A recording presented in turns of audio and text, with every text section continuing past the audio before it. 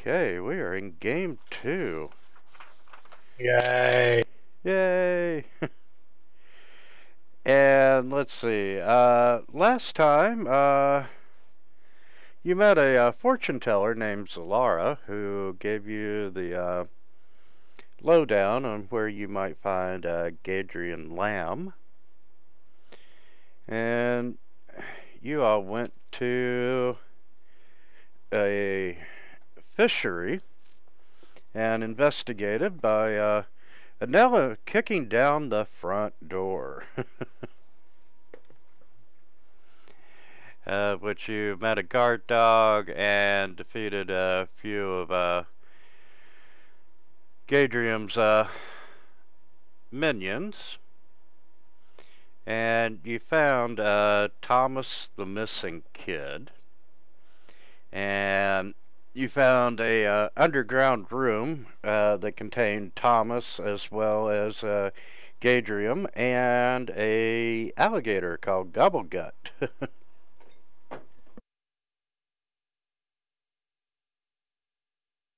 And then I promptly fed Gadrian to Gobblegut.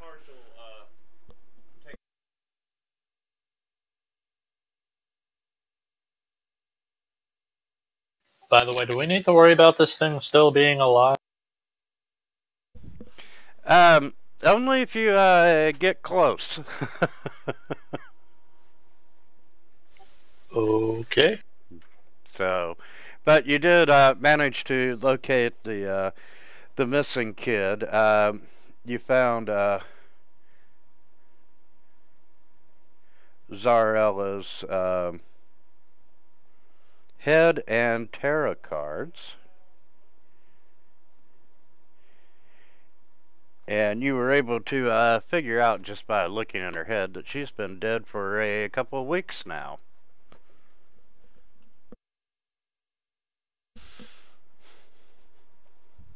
And you also found a really nice brooch, which one of you recognized as belonging to the Queen. Do you want me to just kind of run down the to-do list that I wrote at the end of last session? Yeah, if you want. Number 1, yeah, we found the Queen Iliosa's brooch. Apparently that belongs to her. We're not sure what the hell to do with that yet. Or also an important question of how the hell it ended up in a low-life minor crime lord who could be beaten by level 1 characters. That's kind of weird. And we need to figure out what's going on with Zelarla. Zelarla is the ghost. I also need to check the ship at the northern edge here. We haven't been there yet. No, you haven't.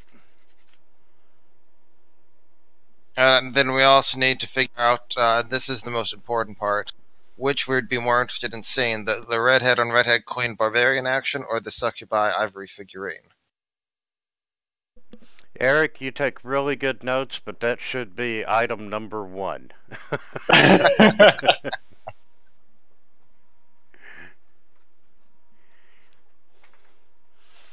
I can see Anella having a future in the porno industry. Can you walk in hills, Anella? No. I need a size 18. So currently, you're still in the right outside the bedroom on the bottom level. You did manage to kind of protect Thomas from seeing the severed head. In the box, yes. So we're... Yes. I assume what we do is we take the box with us, and we get up the ladder back up to the main floor and try to avoid, you know, the alligator, obviously. And then we... Are the other kids still there at this point? Did we determine that? I think we said that they were, because we told them that, you know, we'd find them some shelter and something, at a minimum.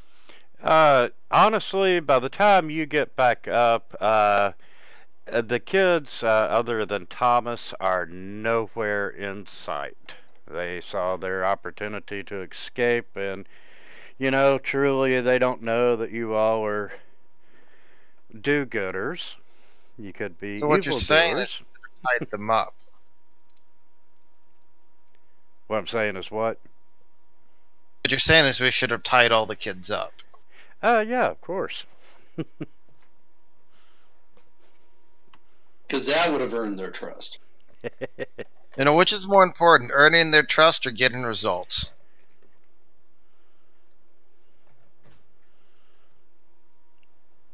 Okay, so if they're gone, I was hoping we could leave Thomas with them. I guess we'll just tell Thomas to stay within sight of us, but, you know, back.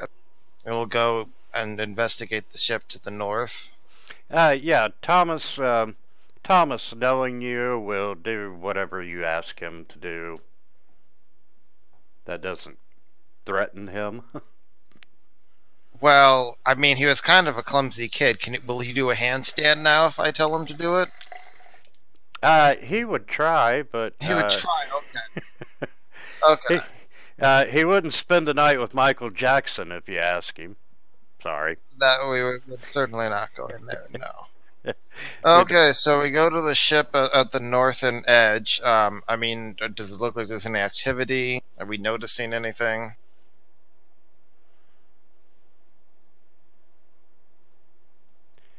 Okay, let's see.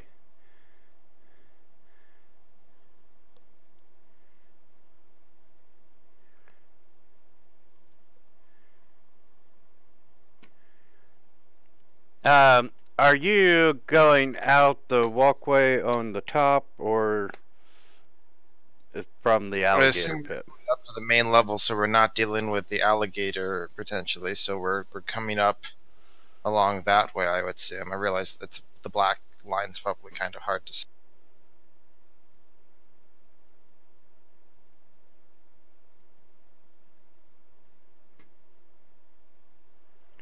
Okay, that's the under pier.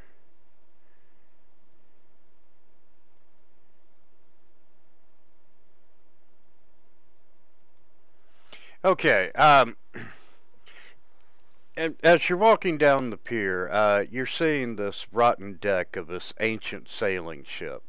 And really, it looks like it is barely intact. The hull is worn and thick with seaweed and barnacles, and, you know, it looks like it's held together primarily by layers of old rope that are lashing it securely to the pilings that support the fishery and the dock. The rickety walkway that leads along the ship's starboard,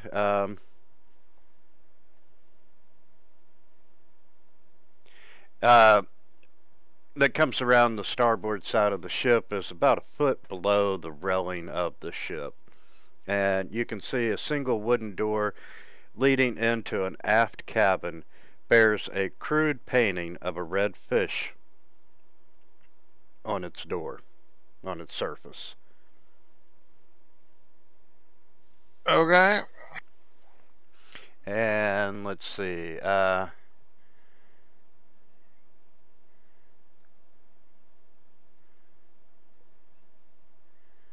bow's the front, the stern's the back. Got it. Correct. I see you have some ranks in knowledge sailor. Or shipbuilding, at least. Yeah, I at least know my front and back. I don't know port and starboard, though.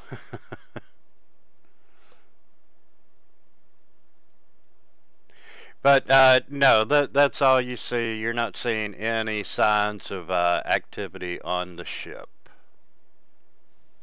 Okay, well, we don't necessarily need to kick the door down, but I suggest we try to open it. What sort of shape is the walkway in? Like, should we spread out, or is it look pretty solid? The walkway looks a whole lot more solid than the ship. And okay. it's very obvious that You know, this ship is no longer seaworthy at all.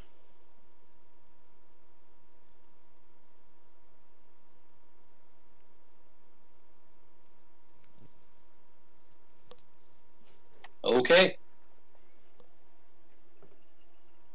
So I suppose we're here now.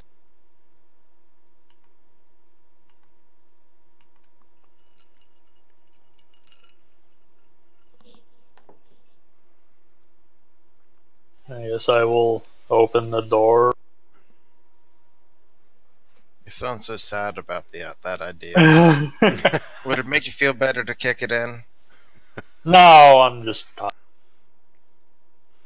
It might be a good door to kick, because most likely it's going to explode when you kick it. You really just want me to kick the door, don't you? Hey, you're a barbarian. You gotta live up to it. Fine, I kicked the fucking door. And, you know, if you get tired of kicking the fucking door, you could always throw the wizard through the door. I don't think the wizard has enough hit points right now, but I will keep that in mind for the...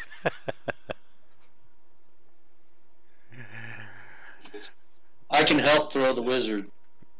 Just saying. Hashtag fill the love. Okay, Yeah. you open the door, kick the door down, you know, it explodes into a million little pieces of wood, and the air in this room is thick and musty. And you can see thick sheets of cobwebs hanging from the walls, and mounds of blankets and cushions and straw clutter the floor. And you can see on the door side that you just came in, a narrow flight of stairs leading down into the hold of the ship. Guess we go down. Sounds like a plan.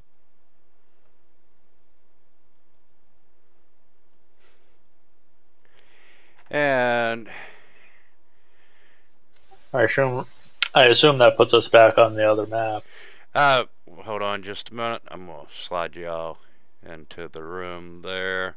Figuring Anella's going first.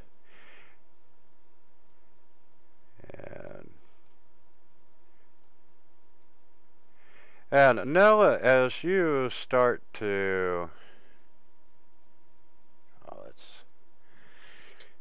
as you start to head down the stairs,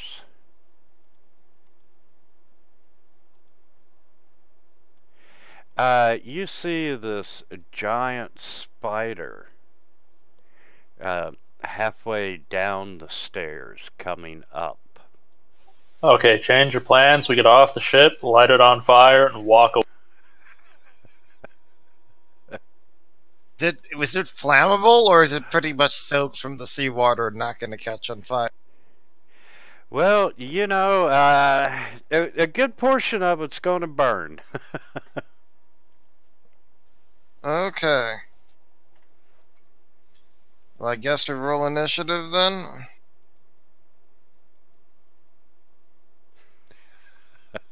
Yes, let's roll for initiative. Now, is that a medium or small sized spider? Give me just 1 second, and it is a... Ooh. He rolls a fucking 30. Actually, it's on the large side of being tiny.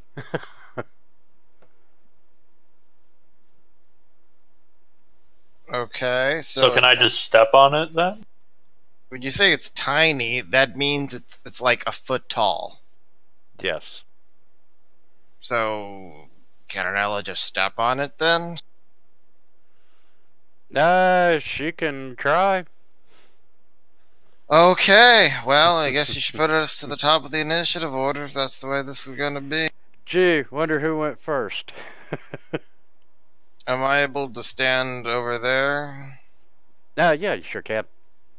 Sure, I'll run over there Spider! and manage to hit the spider. Man, it's a tough spider, apparently. Does anything looking at it, is there anything special I'm noticing about it with my knowledge?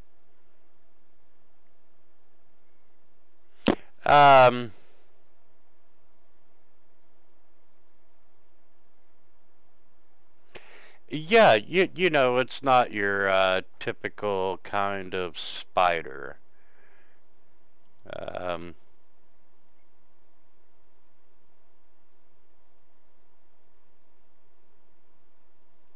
like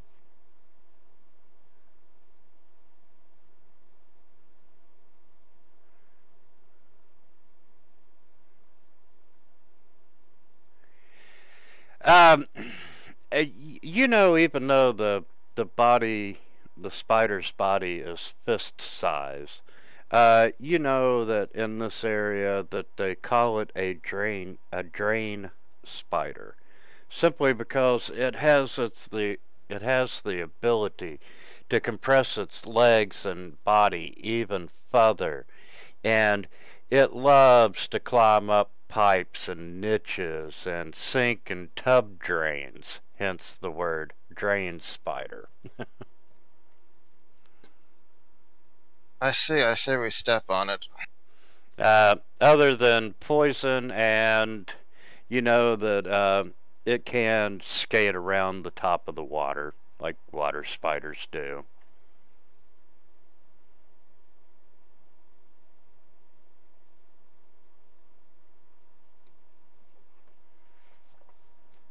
I just chuck a dagger at it. And it's still alive. I'm not sure why you would do that versus stepping on it. Well, stepping on it probably would have done about the same amount of damage. Yeah. I think it would have gotten a bonus. Do you say want to move like down to there before ending your? Yeah. Okay, fantastic.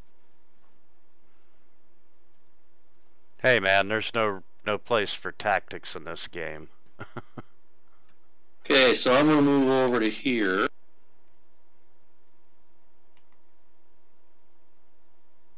And then I will whack it.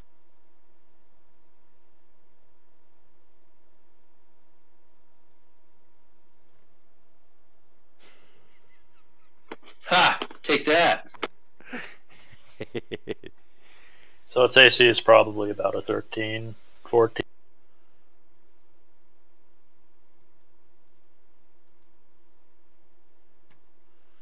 And, you know, the spider's gonna come up to the corner where it's got to move up. Now I can bite another from there. Oh, I mean, really? Like, spider, it's like nearly dead, and it's like, hey, let's keep going. This seems like a good idea. What's the size that it has to be in my square to attack? Tiny. Isn't this thing tiny? There you go. Okay, by entering Vanilla's square, it provokes an attack of opportunity from Vanilla. You can have it, Adela. Spider! Technically, you assume you had your axe or whatever. Okay, so now That I'm was next to it. Oh shit, why was that the dagger again? I don't know. Oh, because the great axe is at the bottom of the list, that's why. And I will shout, "Hold very still, Anella," and fire a crossbow at the spider that's like in the square with Anella. And since I am being careful not to actually hit Anella, and I'm getting a -4 penalty on that, unfortunately, instead of being a 17 and a hit, apparently it misses at a 13. So its AC is 14. So when I hit it exactly. Mm-hmm. Okay, let's try that again with the right weapon this time. Also, I don't think you can actually end up in an Ella square. It just has to enter his square every time to attack. So it technically ends up at its original square.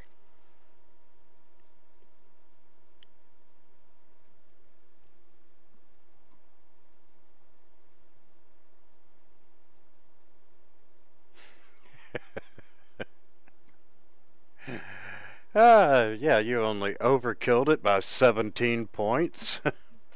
Well, Okay. Sometimes you just have to great axe a fist-sized spider, Wintermute, okay? so I guess I He just turns it piled. What I want to know is if he turns the blade like sideways, so it's squashing it rather than hacking at it, does he get like a to-hit bonus?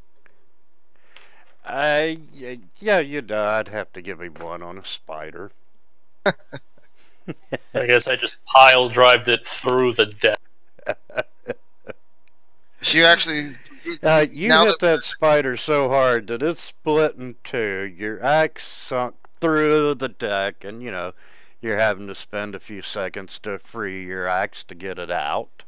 Just glad we weren't below deck, because then you might have caused this to start sinking. Well, that would only be a problem because of the freaking alligator. But hey, then we'd have dinner. Okay, so I guess we have Anilla go first and see if there's anything of significance down below. Okay. Noah, you come out into the dark and the dank, and the hold smells of mildew, and you can see several barrels and crates and other containers lying stacked here and there. There's dust and grime covering the floor, except where the river water has collected in puddles. Well, that's pleasant. Absolutely. And would you like to make a perception check? I can certainly attempt one.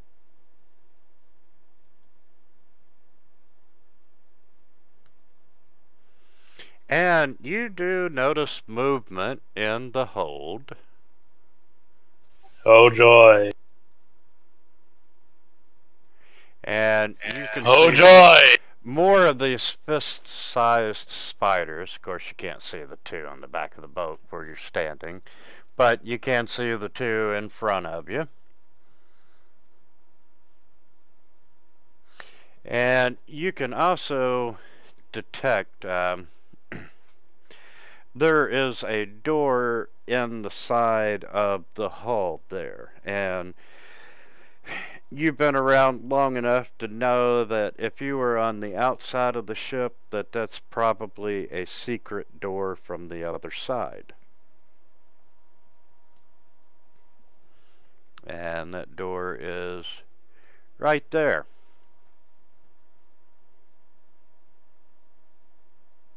Okay. Can't imagine that's going to lead us to anywhere special. Or at least nowhere we couldn't have gotten to from inside the building. Yeah, when you were walking down the pier, you can see that there is an under pier as well.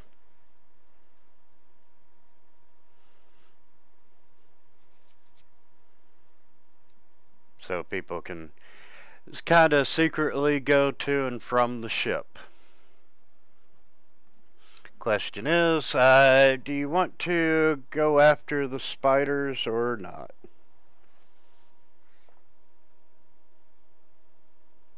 Well, now I'm really thinking about burning this ship to the... Well, not to the ground because we're in the water, but... burn it all. You know, I do have some flasks of oil I could throw, but I don't want to risk, setting you on fire as well. Well, if you throw some flasks of oil down so that they break on the ground around us, I have a torch I can light and toss down. Sure. I mean, if that happens, the oil will burn for 2 rounds and do 1d3 points of damage to every creature in the area for a 5-foot square. Quite honestly, in the cabin up top that you all are in, you could probably light the bedding and the cushions and such on fire, and it would catch the ship on fire. But they might have something stashed on here from their things or whatever, so... So the question becomes, is it worth fighting the spiders as opposed to just leaving and setting the ship on fire? I say we fight it. Just, come back upstairs. And let them try to approach, I guess. Alright, well then I'm going to walk back up the stairs.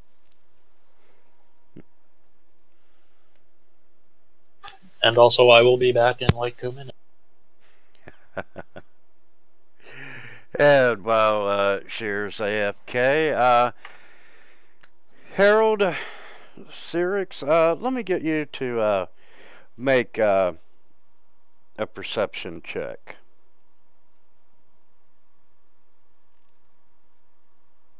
Very good, Harold. Ooh. I perceive. Therefore you are. Even though you're in the hold of the ship, you can start hearing bells ringing in the distance. You know, we're talking town hall bells, church bells. Probably a wedding.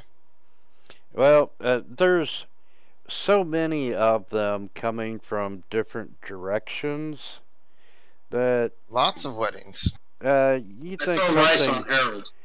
something's happening in town, most likely. Okay.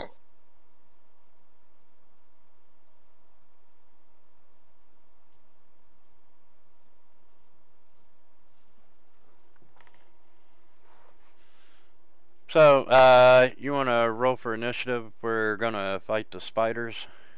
Okay. I'm assuming that Arnell is actually like 5 feet further down, by the way.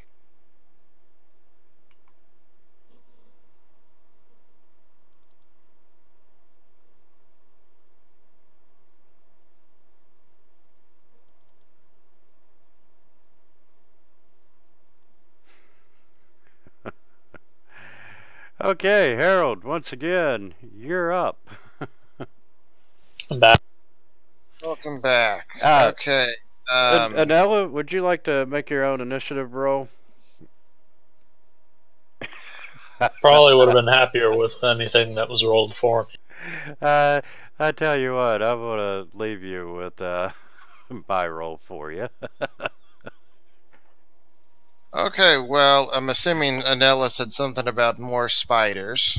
Yes. So I will take one of my pints of oil flasks, and I will pour, and I will draw it and Oh, wait, pour it into hold this on. oil. If we're actually fighting these things because we want to see if there's anything of value to loot off this ship, then we probably shouldn't actually set it on fire.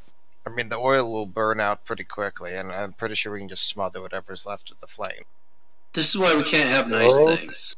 Okay. Alan ruins everything. Correct me if I'm wrong, Wintermute. Like, an oil fire like this will burn quickly, and by the time anything's really catching on fire, because it's literally 12 seconds of we could easily stomp on it or smother it or something like that, right? This isn't a massive fire. Yes, minus something being more flammable than the oil that you hit. And if I have to, I'm smothering it with you. Or at least your hat. Anything but the hat. I'm just pouring oil on the ground, and now it's up to you whether you set it ablaze. If you say so. Okay. And that spider's gonna come out, and that would put it at 25.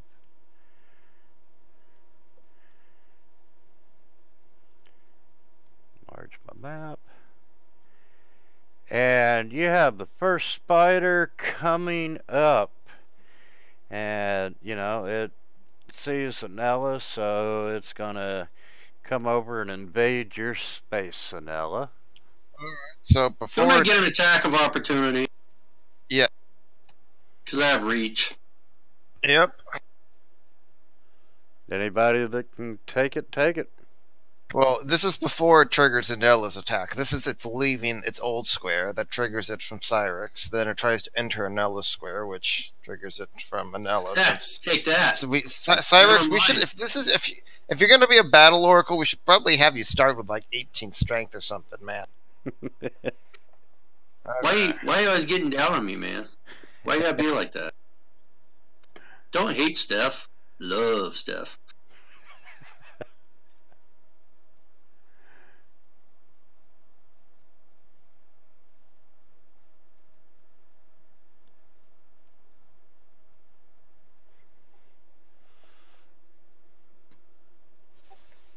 Well, it worked out for me because I got the kill.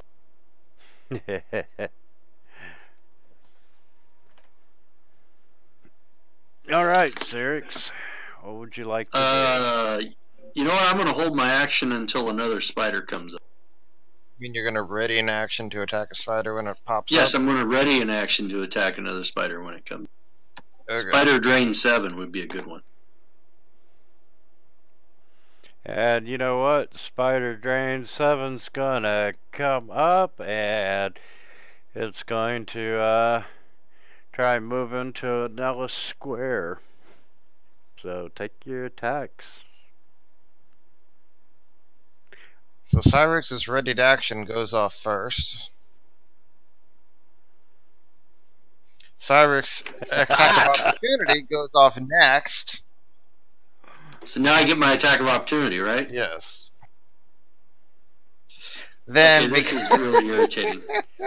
and Nella. Wait, Anella, do you have combat reflexes, Anella?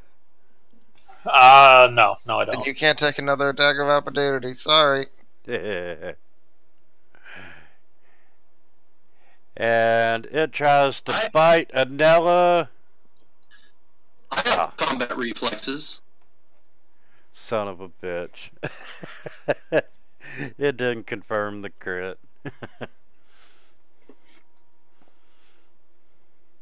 So, are you ready for this whopping damage, Anella? Well, before you do that, before you do that, I've got combat reflexes and dexterity of 14. So don't I actually get 3 attacks of opportunity on that? No, one attack of opportunity per trigger. So its movement is 1 trigger. You can only take 1 against it. Oh, okay. All right. Never mind then. But if 3 spiders come up, you can attack all of them. Oh, okay. Well, Nella, it was nice knowing you, and good luck. Say hello to your grandparents. And you take 1 point of non-lethal damage. But hey, let's make a fort save.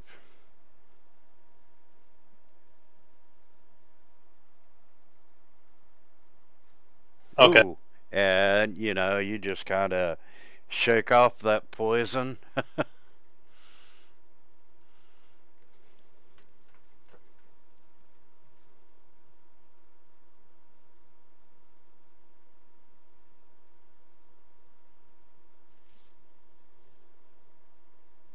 Well, that's fair.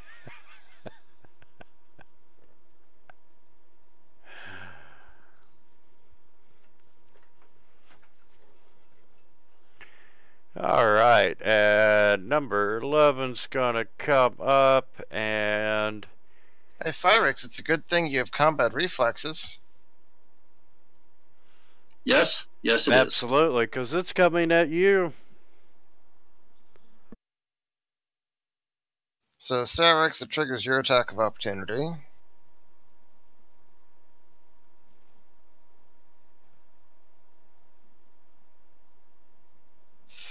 Unfortunately, Anella just went, and if it's going to move up like that, it triggers an attack of opportunity from Anella as well.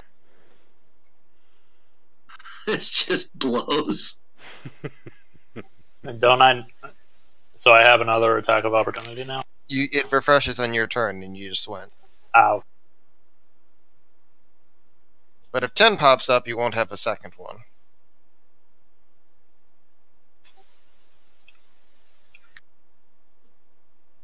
I'm not gonna.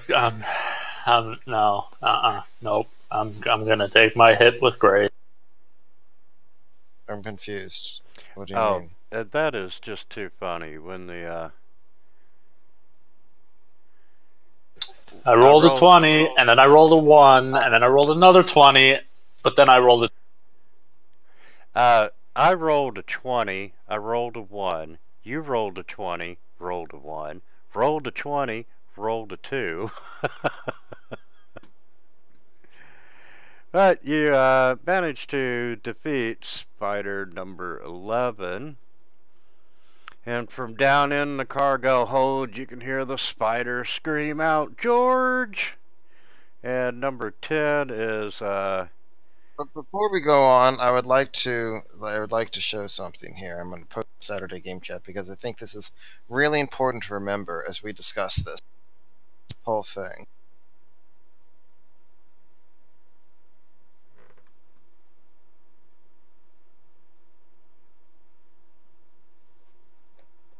Yeah. Okay. I'd like you to bow your heads in respect and press F to pay respects.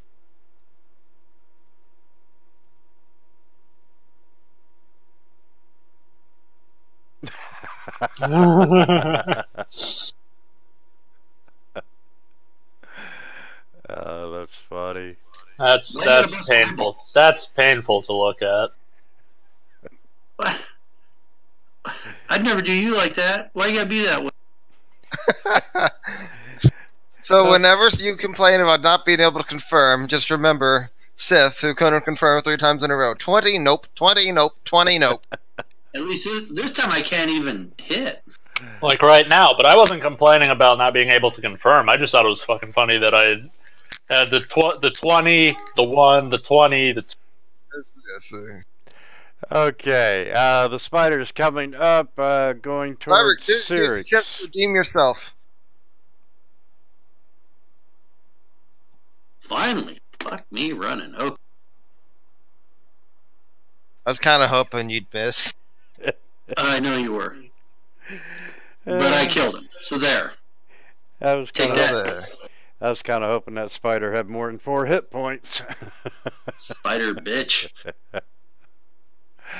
Okay, and that spider is dead, and Harold, you're up. There's a spider still left attacking Anello. It's on your leg. Hold still.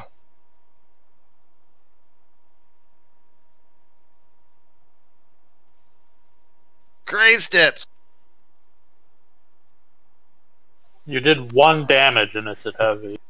You shot off one of its legs. It's just a flesh wound. Which square is it actually in? The one, because it's kind of right in the Technically, it's going to be right there, because it would come up, try to bite, and move back.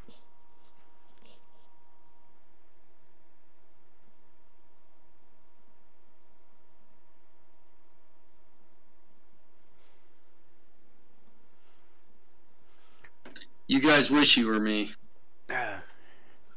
Harold, you seem to have motivated Sirix.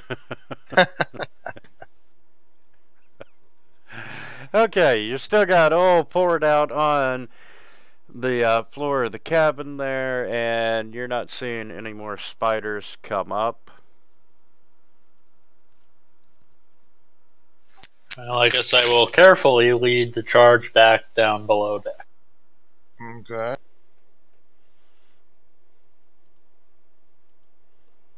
Okay, once again, you know, smells of mildew. There's barrels, crates, and other containers.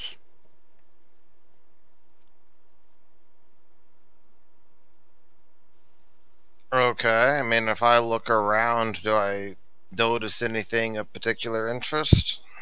No. Searching through everything, it's either rotten or not worth any value at all. But you do notice the faint trail of tracks leading to and from the secret door there. Okay. So if we open the secret door, do we just find that it leads back to Gobblegut's area? Yeah, you open it up and it leads to the secret pier underneath the pier, and Okay. By the way, the what was his name? Chuckles, the half orc with like the Giggles. Morningstar flail or something. yeah. Did we take his stuff, like a flail or Morningstar or whatever, or any armor he was having, or?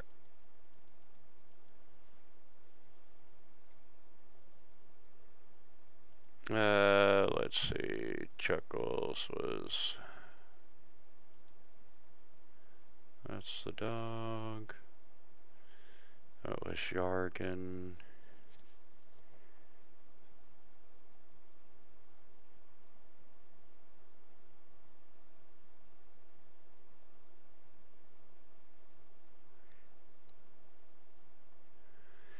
Okay. Now that you've had some time and are searching everything, in the upper workroom, there you go. You did manage to find 100 silver pieces and 200 copper pieces.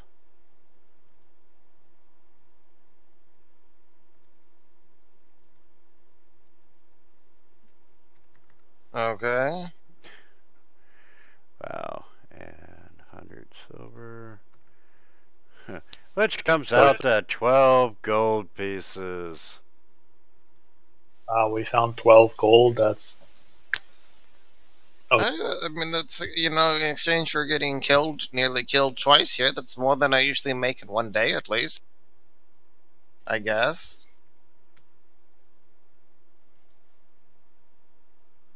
actually, yeah, that's true. As expensive as shit seems to be in this game, economically you're making more now than you were as just a two. Probably. And let's see.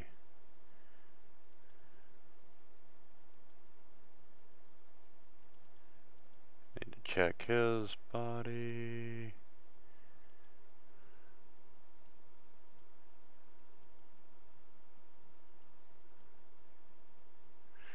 Now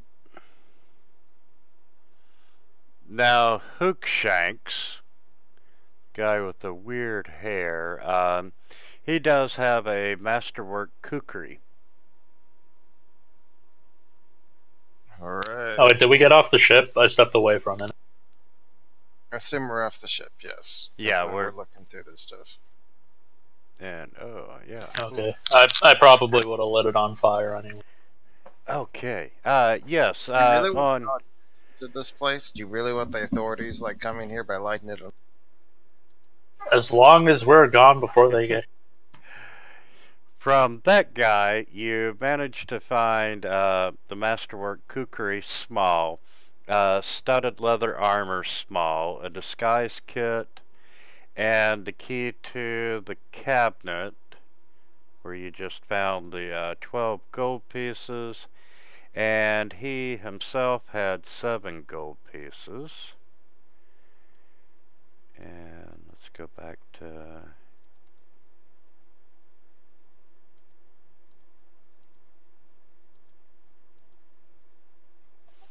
Why do I feel like they named this poor bastard after Hermione Granger's cat?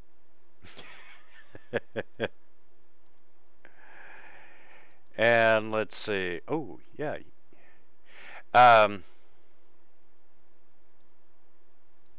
Jargon, the guy that had the wand that never fired. We got that was the wand of acid splash, right?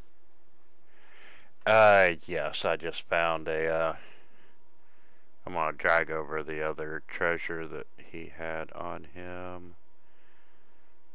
Make sure it's not. Okay, he's got 3 flasks of acid, 10 crossbow bolts, a light crossbow, dagger, a garnet amulet, leather armor, a thunderstone. Did we actually kill this guy? I feel like there was someone that we didn't actually kill. We didn't kill this guy. I remember stabilizing him. I think I think we killed. You killed Shanks and Chuckles. We didn't kill that guy. We left him tied up. Okay. And the wand of acid splash is actually 28 charges instead of 23. And close a few windows.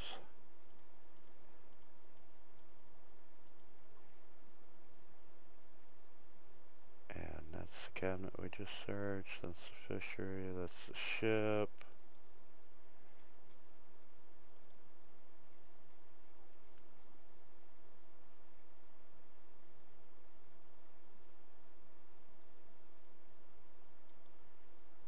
And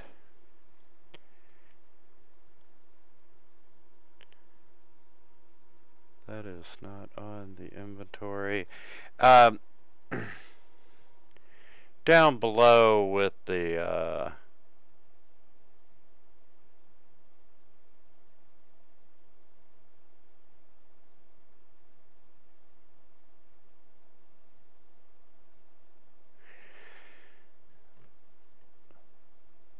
where was okay, downstairs, not in his room where you found the her head and the tarot cards and Thomas. You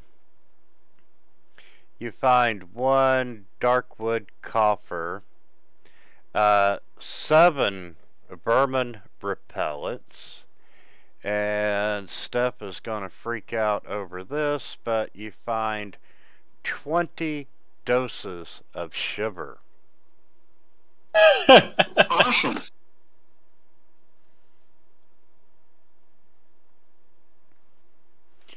So, what do you want to do with the drugs, man? Okay, so this guy that we let live, do I have any... would Anella have had any previous interaction with... Give me just a second.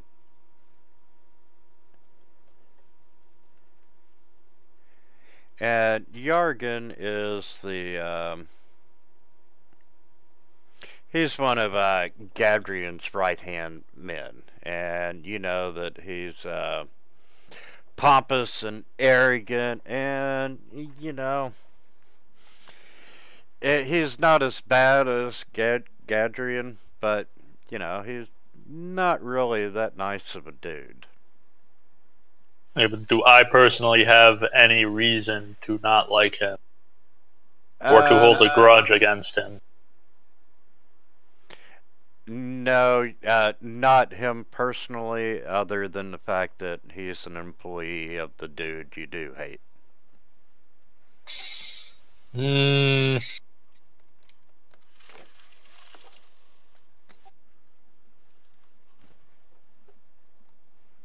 Would I know enough to know if he had anything to do with anyone else's shiver addictions? You know that he's probably he probably helps distribute it, you know, setting up the distribution network. He's higher up in the chain of this organization.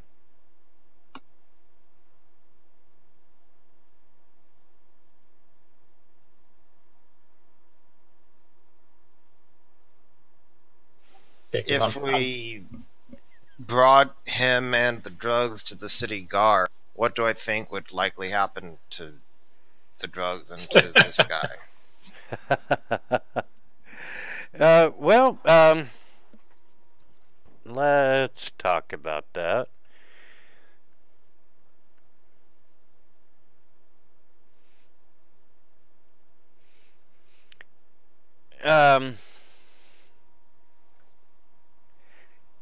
You know that you would probably get a reward, but you gotta wonder is now each dose of shiver is worth 50 gold pieces.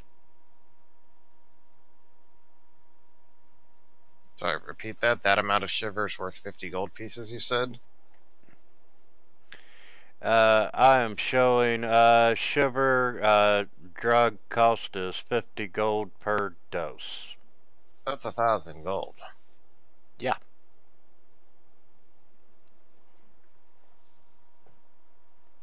That's like worth more than just about anything else in this place. Like, hang on, just time out for a second. Okay, so I'm a skilled teacher, right?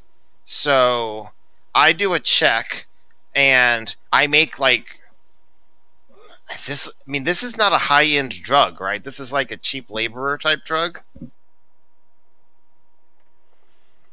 Supposedly yes. So if you earn like half a gold per day, let's say, which is generous. I think the unskilled labor is like a silver piece per day.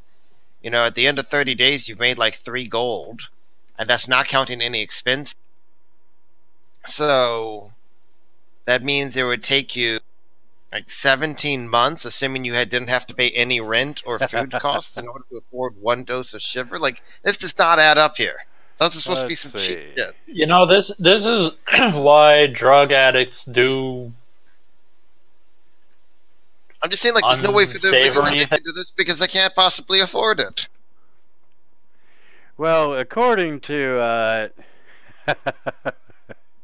D20 had it listed as 500 gold pieces, and they corrected the.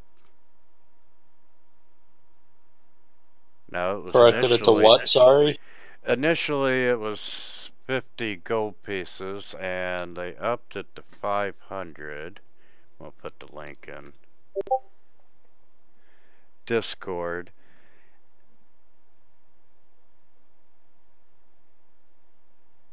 Yeah, that's very pricey for a damn drug.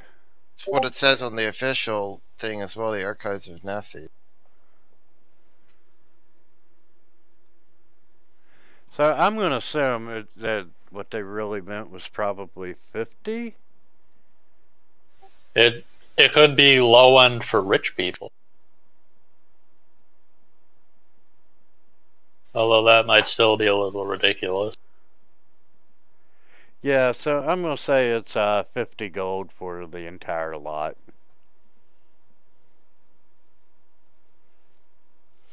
But you do know that you got a head. You got Gadrian's right-hand man. You got drugs. You got a kid that can testify. Yeah, so, you know, you could be in line for a reward. Well, there is this awkward thing. We don't have a warrant. So, given what I know of the local people, are they likely to, like, lock us up as well and say, you illegally broke in and murdered these people and stuff?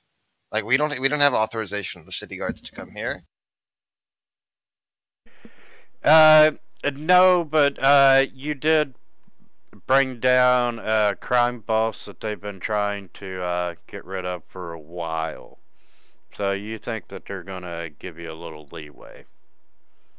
Basically say, hey, it's not that I was trying to do this. I was just trying to find Thomas. You know, the way it went down is this just happened. You know, it wasn't for my intent. Yeah, you know, you can.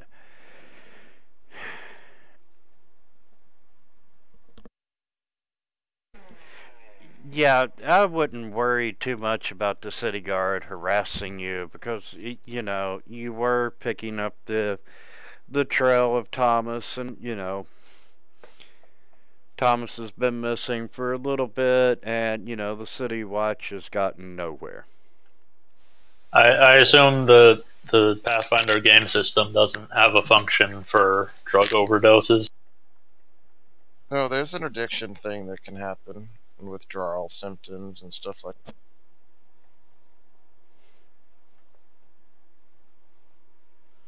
Yeah, see, addiction major fortitude DC 17. So I don't know if it's daily or what, but basically, if you become addicted to it, then you start suffering withdrawal if you don't have. But yeah, Wintermute, here's something you might find amusing. So it says, and again, this is just under the core rule book, game mastering, right? And this should be relatively applicable. They say cost of living, right? Basic saying, in order at the start of every game month, the PC pays an amount of gold equal to the lifestyle bracket he wants us to live in, right? And basically that means that's how much it costs you to live that way each month. Okay. Right. So if you're destitute, if you're on like the streets and need to use survival checks to forage or steal to feed yourself, that's 0 gold a month. If you're poor, you pay 3 gold a month, and then you don't need to worry about anything that's like, you know, a silver piece or less or anything, right? Right. If you're an average, if you have your own apartment or a small house or something, then that's 10 gold a month. If you're wealthy, you can put down 100 gold a month, and that includes all of your normal expenses, right?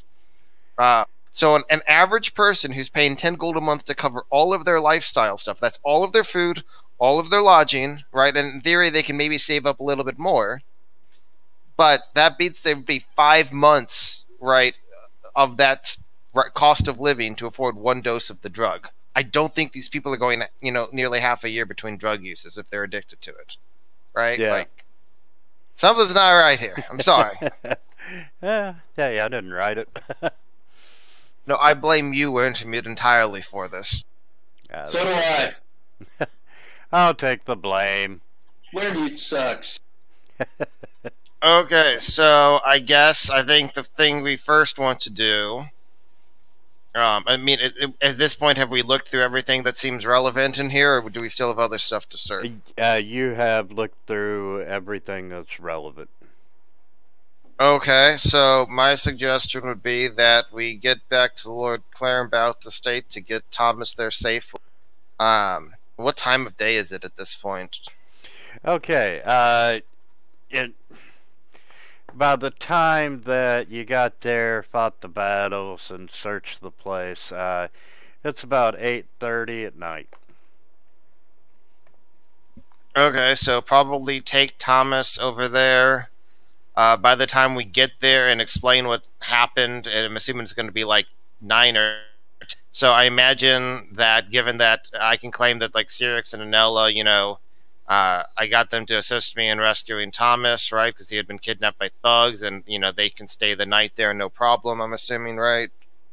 In, like guest quarters or something. Yeah. Servants' quarters, the stables, whatever. You know, somewhere. Yeah, they. And then in the morning we could go to the guards and with, you know, the stuff that we found and say, hey, blah blah blah. I was looking for this kid. I found this nest of thugs. We managed to rescue the kid, but well, you know, what are you going to do with Yarden in the meantime? Can we carry him along? I guess. Like Anella just carries him. If the guard stops us, and if the guards like stop us, and we say what happened, right? That we're rescuing this. You know, we heard that this kid who had disappeared was here. We went there. These guys attacked us. You know, we captured this guy. Oh, absolutely, and you know, Thomas will back you up on the story. But like that's not our priority. I think our priority would be getting Thomas back, and we can literally leave this guy in the stables or something if we need to. He won't wake up for probably a few days anyway. Yeah, that is correct. Okay, as you exit the fishery, once again, you're hearing the frantic clang of bells, and you can hear some screaming off in the distance, sword fighting. Um, you So can your see average night in Corsica. you can see the flickering glow of fires and smoke rising on the horizon. There's shrieks of terror off in Shit, the this isn't because I set the boat on fire, is it? no. Okay. And you can even hear the periodic detonations of arcane power. And you hear a noise and you look up in the sky and you can see a wing of the Sable Company hippogriff riders swooping overhead, and you can tell that they're angling toward the castle at a breakneck pace. And as they're flying over you, you feel drops on you, and you look down and you can tell that it's blood coming from this injured hippogriff flying above you. And it just right after it passes you, it starts to fall out of the sky, and it crashes headlong into a statue.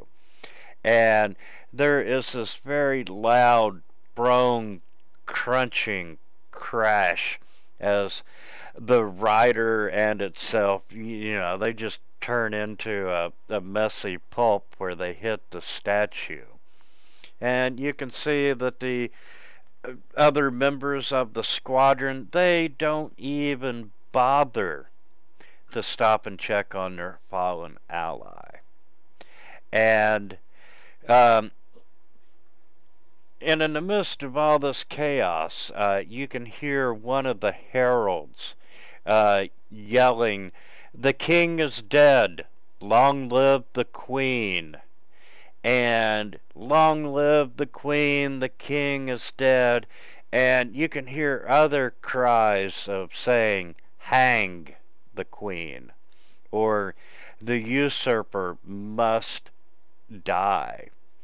But What's the second sentence there? Sorry, what did you say? the king is dead, long live the queen. Right, the next thing. And you're hearing "hang the queen," and "the usurper must die."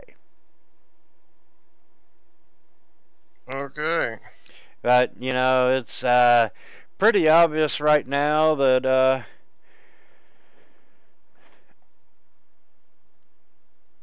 the city is in turmoil and chaos, and hearing the herald, that the king is dead and that the queen is taking control of the city. Okay, so you're saying this is definitely a good point to get Thomas home. Okay, let's get him home as soon as possible. Absolutely. And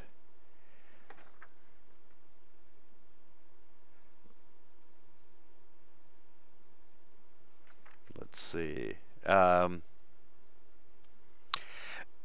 You can't see getting Thomas home that the city is just chaos. People are looting, people are burning, there's fights in the street, but you manage to safely get Thomas back to his home. And I've got to ask, but who's holding on to the shiver?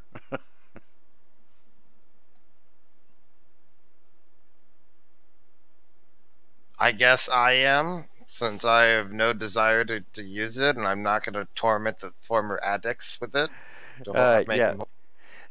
You can see, Sirix is looking really hard at it when you found it.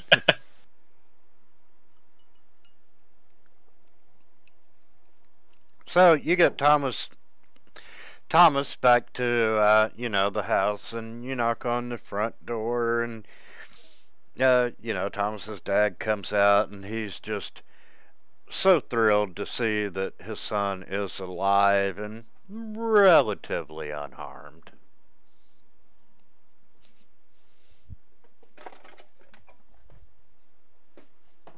Okay. And, you know, I don't think you get a reward for returning the kids.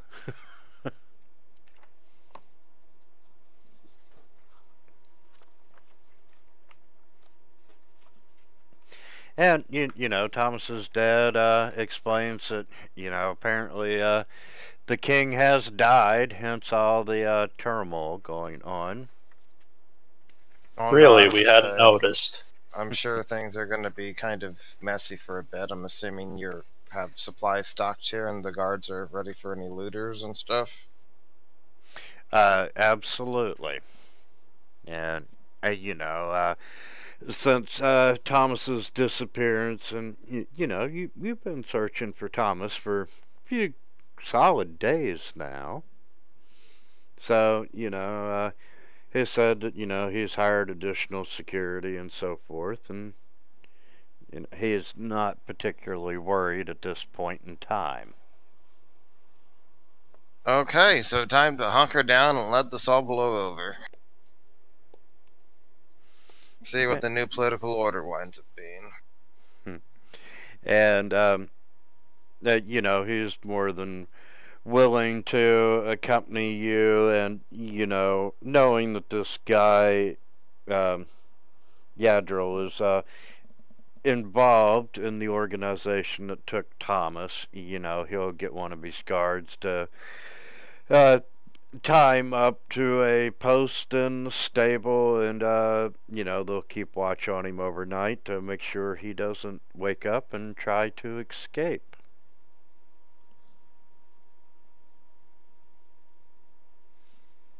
And gentlemen, if you would like to level up.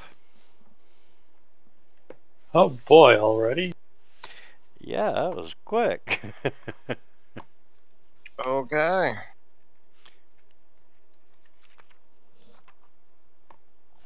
I was not expecting that, I'll admit.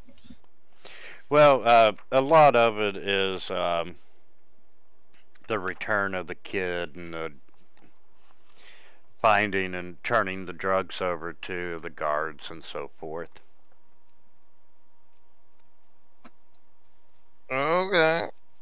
I mean, honestly, I'm surprised. I was shocked last time that, you know, this whole thing was built up with Gadrian, and then it's resolved within one session. I was like, wait, what?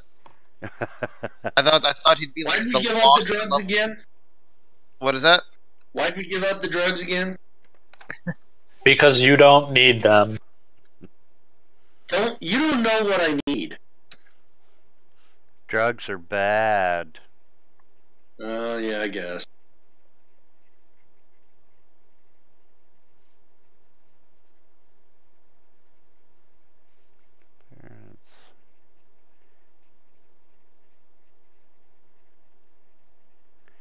And I'm going to give you all an overnight rest since you're staying at Thomas's parents'.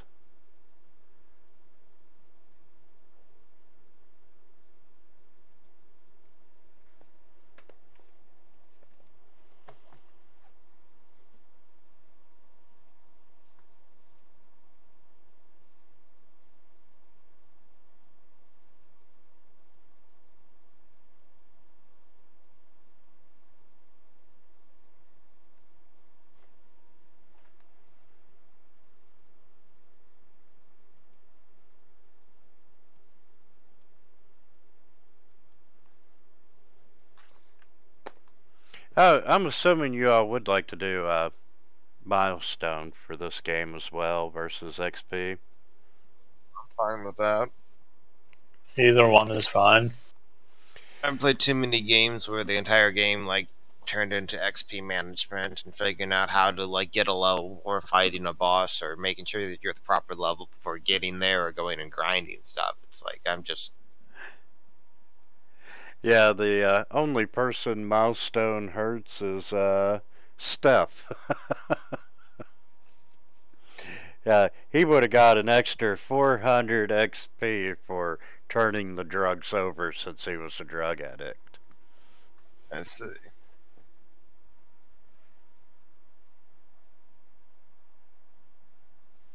Just try not to tell him that, when he comes back.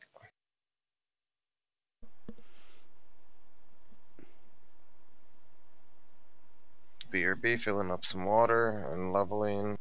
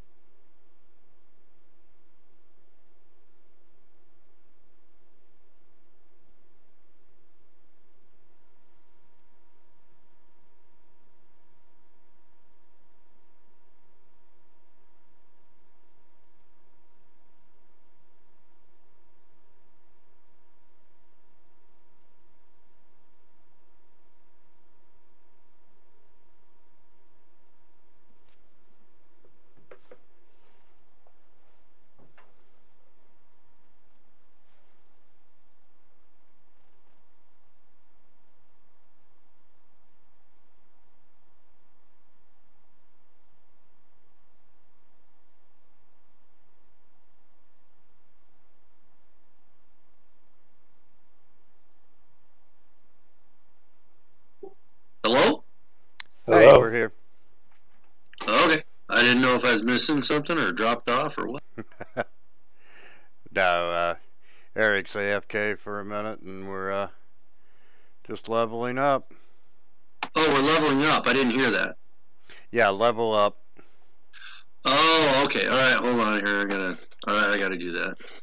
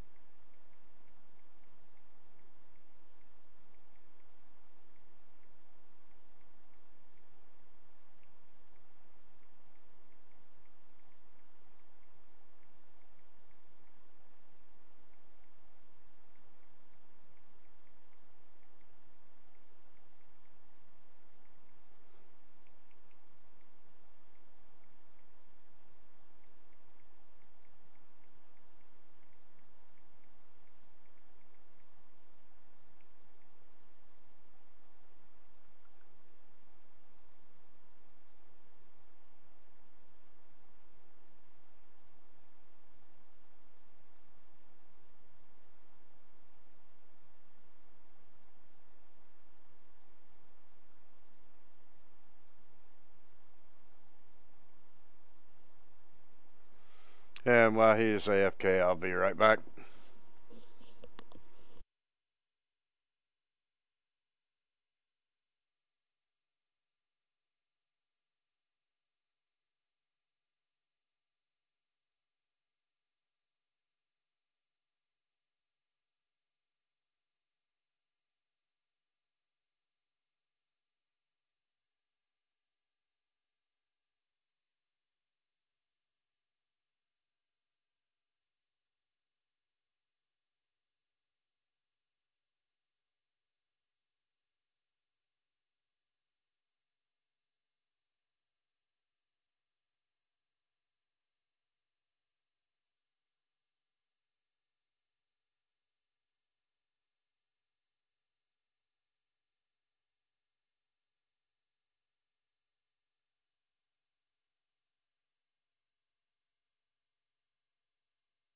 Well, we're leveling up.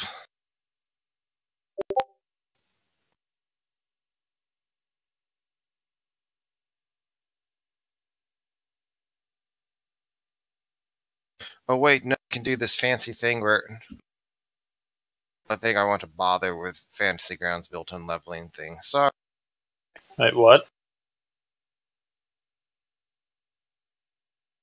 I was going to say I can use the Fantasy Grounds leveler upper thing, but I don't really think that's honestly worth it, given the issues it's had in the past.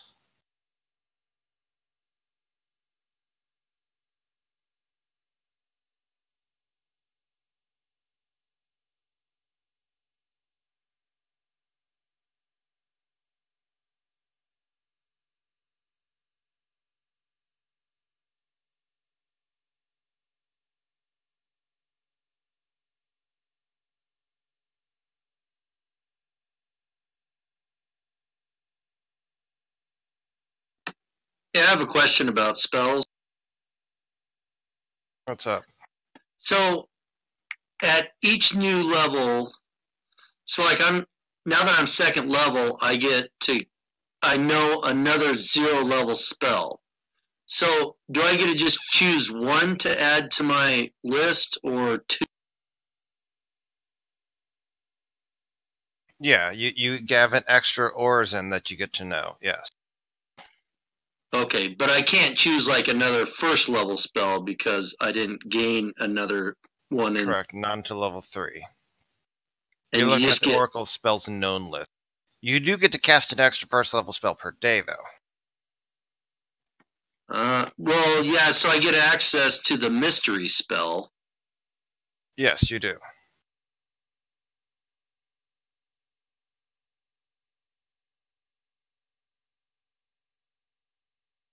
So that means you now get Enlarge Person. You can now cast Enlarge Person as one of your known spells, automatically. But I still have to memorize that like any other spell. Well, all of them are memorized for you. Like that's how an oracle works. They're all. Oh, that's right. That's right. It's like the divine version of the sorcerer. In a way. Exactly. Okay, so I get that plus a 0 level spell. Yes. That's what I needed to know. What was your stat array again? Let's see here. My stat array: 16 strength, 14 dexterity, 13 constitution, 9 intelligence, 10 wisdom, and 15 charisma. And that's after. Wait, 15, 14, 13, 9, 10, 15? Or sorry, 16. 16, 14, 13, 9, 10, 15. What do you use your human bonus on? I knew you were going to ask me that. I think crit. Alright, you what? Can I make a suggestion? Sure.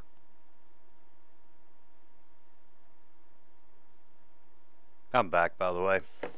Welcome back.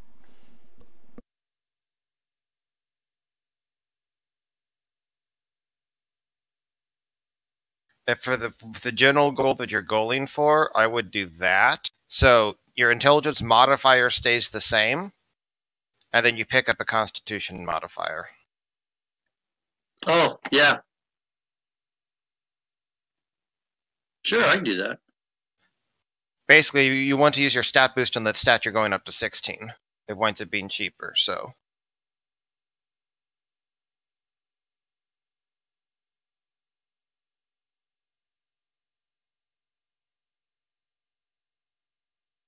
Yeah, I can do that. That's a good idea.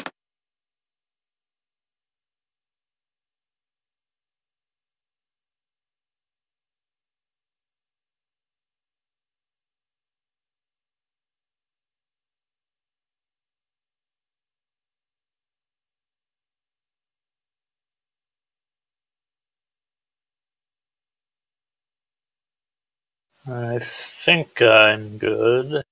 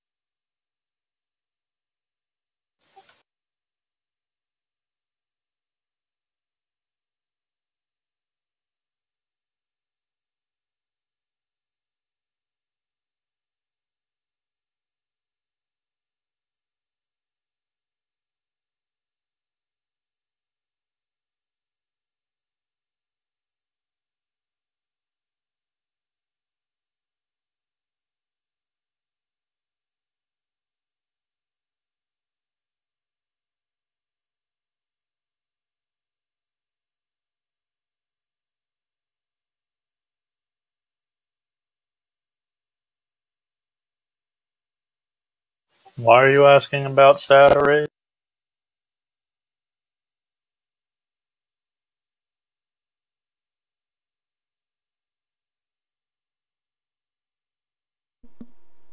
Who? What? Balkoff was asking about Cyrix's stat array. Oh. Oh. I was just trying to figure out if there's, among other things, I was trying to figure out if there's a reasonable way to get him like 18 strength at this point, but I don't really think there is without giving up something else. I mean, I guess we could drop his. We'd have to drop his con and his dex both down. Yeah, I'm not really sure that's worth it. So the main catch is that. Man, it feels bad not having an 18 in some stat, either charisma or strength at level 1. Because, like, then we have to put, like, right now, if we have to put, like, 4 of your level up points into charisma, right? So that you can cast level 9 spells eventually. And then the last point, I guess, you go into strength if we had something else to boost your strength, an odd number, but.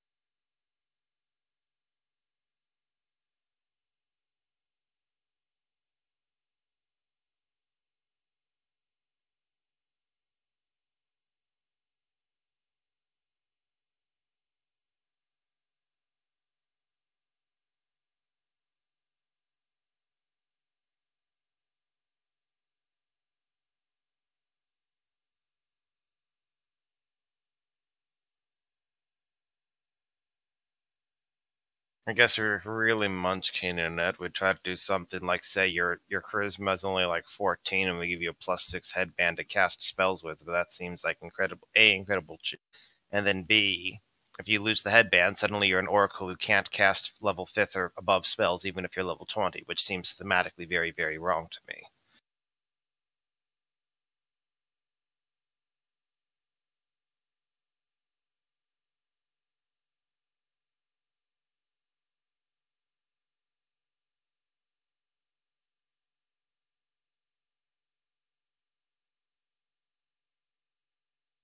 Feel free to let me know if you disagree. No, I get that.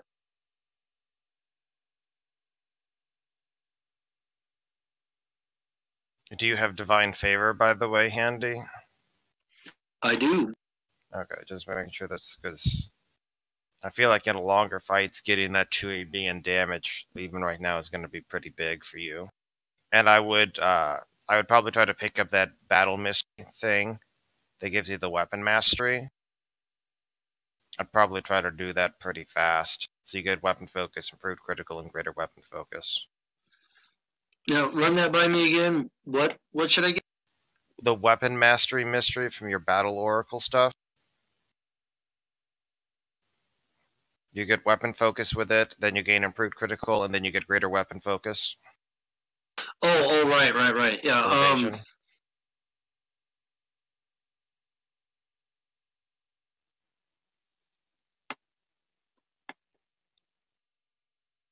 Because you were 2 AB behind Poppy at level 1, right?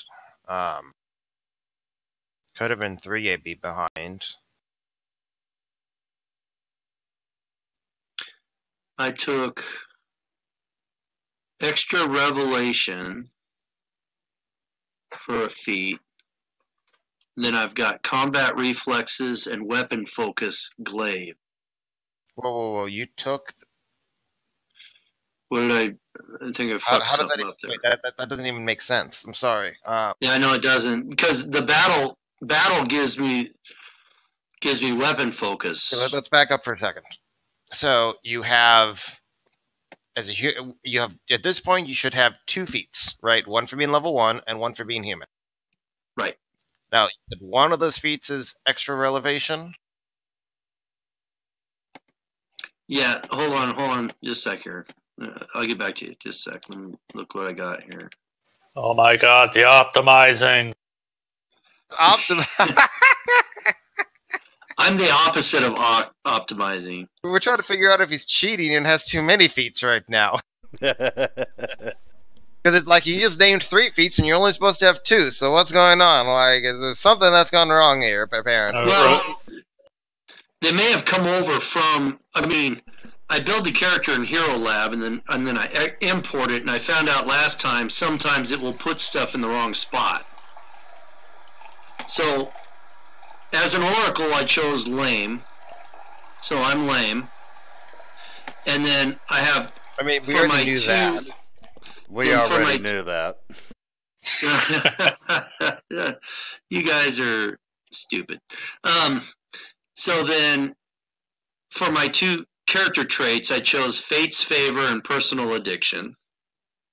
Okay. Then under feats, I've got Extra Revelation.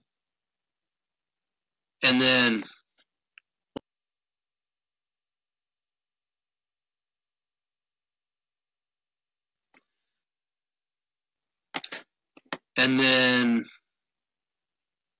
Combat Reflexes. And then I think that, hold on just a second, let me see something.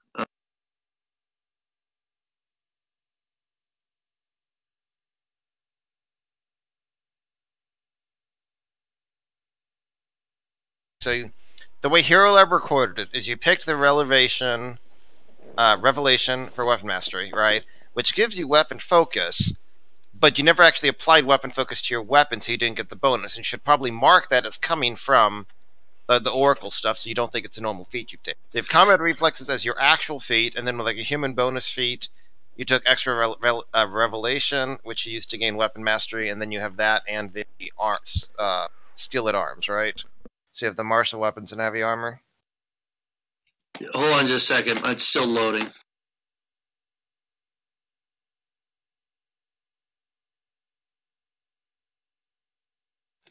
Okay, right. So, because I'm proficient with heavy armor, and I got the, which comes from the battle feat, right? Or the battle revelation. Yes. The battle mystery. Weapon mastery gave me weapon focus.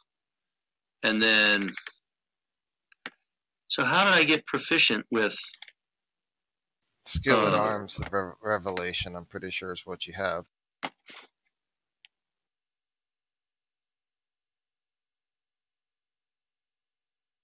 Can I rearrange some of my stats since we're doing all this?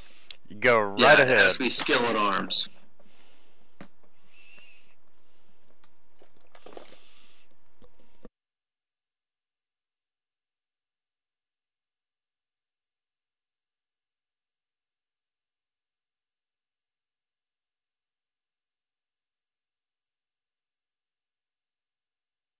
Because you choose 1 or 2. You choose 2 revelations at first level, right? No, you choose 1, and then you have 1. Extra Revelation to get a second one. Okay, then I took extra revelation, which gave me the weapon. Yes. Okay, yeah.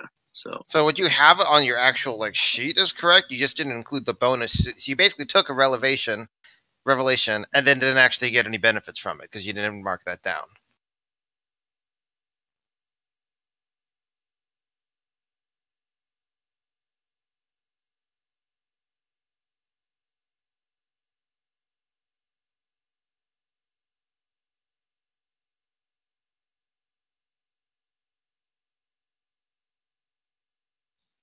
Okay, so but under combat though, I have a plus. Oh, hold on a sec here. Strength +3. So you're saying under miscellaneous, I should have another +1 because of the weapon focus. Correct. You should have had 4 AB, and now you should have 5 because you're level 2 and have another BAB. Right.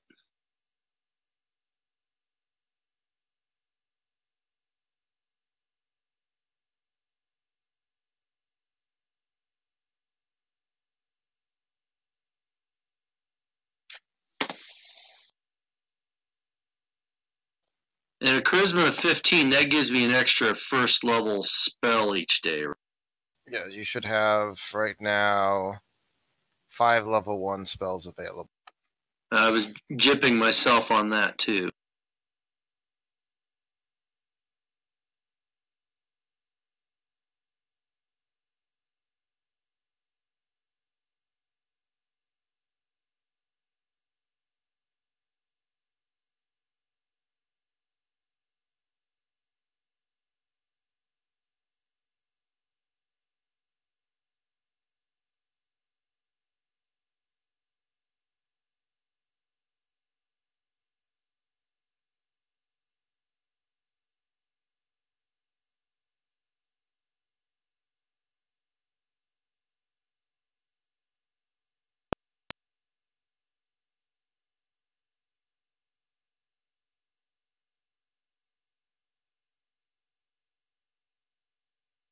You're using a glaive right now, you said, right? Yeah, but I'm kind of second guessing that because it's a reach weapon. Range weapons can be very powerful. We've also been fighting very cramped quarters right now, which has made it harder to use. That's the problem I'm running into. Well, I'd stick with it for now at a minimum, especially it can be handy to not have to be right on the front lines as an oracle who doesn't have barbarian's hit points or constitution or rage. Right.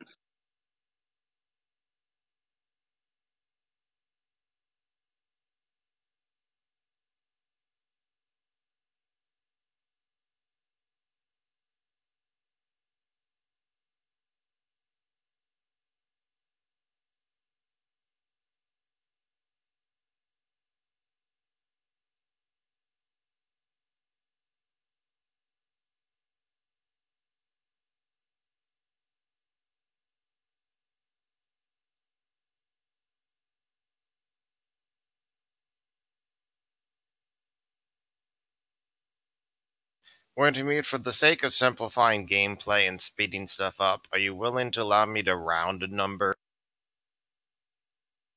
Yeah, I'll let you round a number. Okay.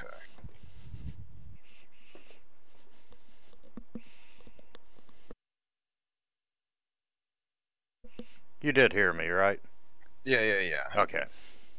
So basically, in order to not have to add an extra dice and have to adjust it every time, I'm just going to simplify to saying enlarged person grants 4 damage. It's technically supposed to be 3.5, and it's not even 3.5. It's a 1d. It's effectively 1d6, because really Cyrix's damage is going from 1d10 to 2d8, or Anella's is going from 2d6 to 3d6. I'm already boring you to death. This is exactly why I'm trying to simplify it. That'll work. Okay. It is half a damage more on average than they should get. But if they're doing 20 damage and if they should be doing 19.5 and they really do 20 damage, hopefully you can accept that as within the bounds of too small to really matter. Yeah, not a problem at all.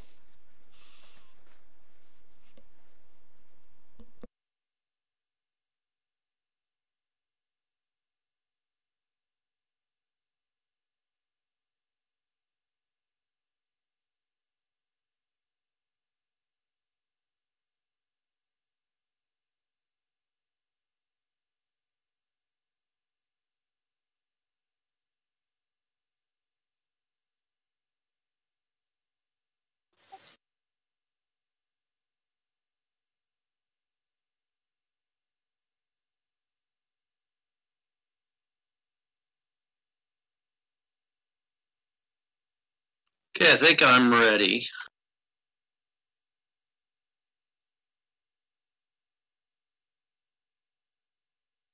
Okay. I think I'm ready.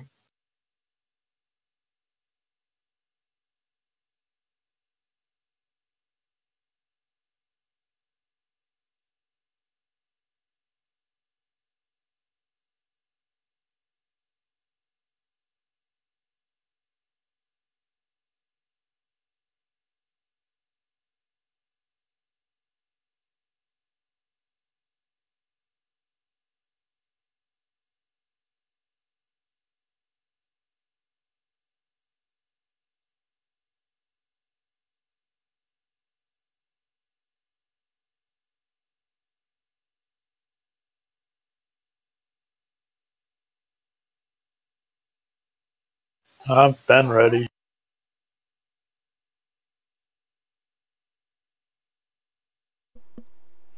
Okay, give me just a minute and...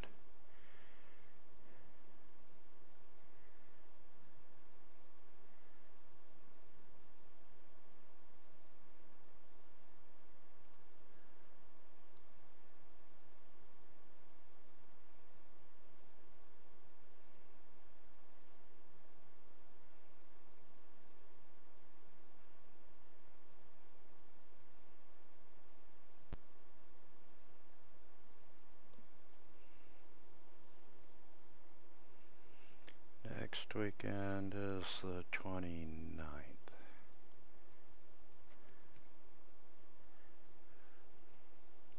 Sorry, I'm checking my email for next week's schedule.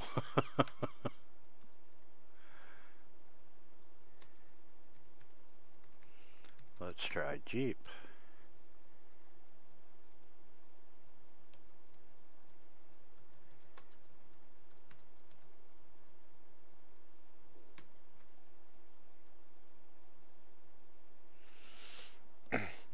There is probably a 90% chance that we do play next Saturday.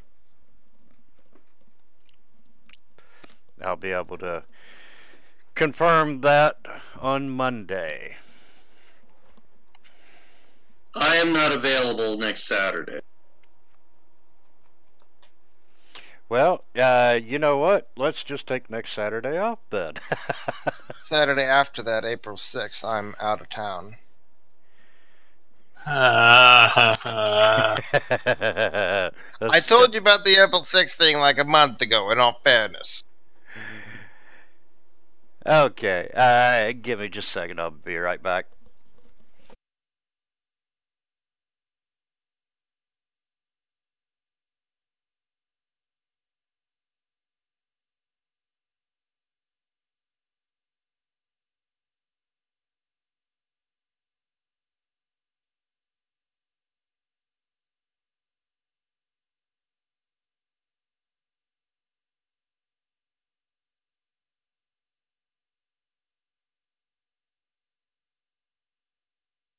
How do you only have 19 hit points, Cyrix? Oh, wait, never mind. I take it back. Right, we do hit points differently here than I'm used to. I need to fix that.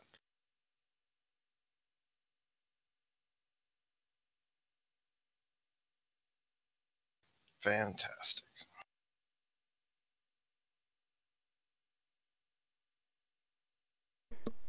Okay. Well, mark my board here. So, no ball cost or no stuff on the 29th.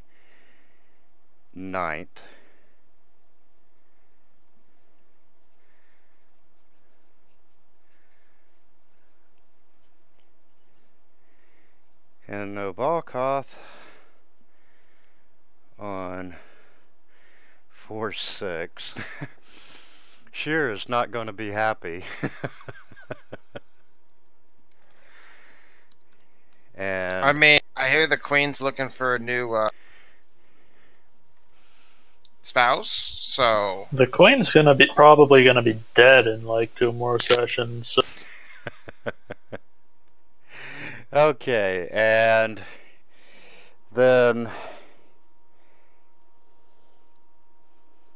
anybody else have any more dates in April? I think the first or second weekend of May I'll probably be out of town around Mother's Day. But I think everything should be fine until then.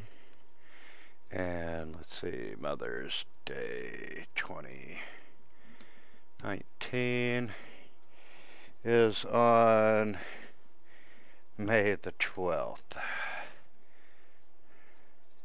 I guess since we're doing this, it's probably worth noting that once the amphitheater at the Hudson River Museum opens for the summer, I'll be late most Saturdays probably.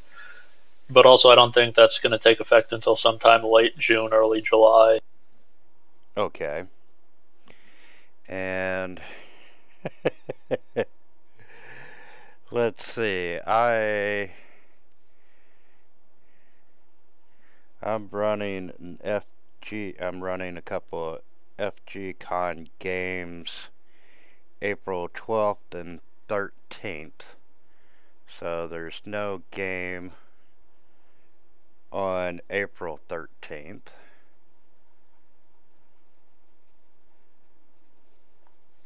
And let's see, May the 4th, Be with you. I am out.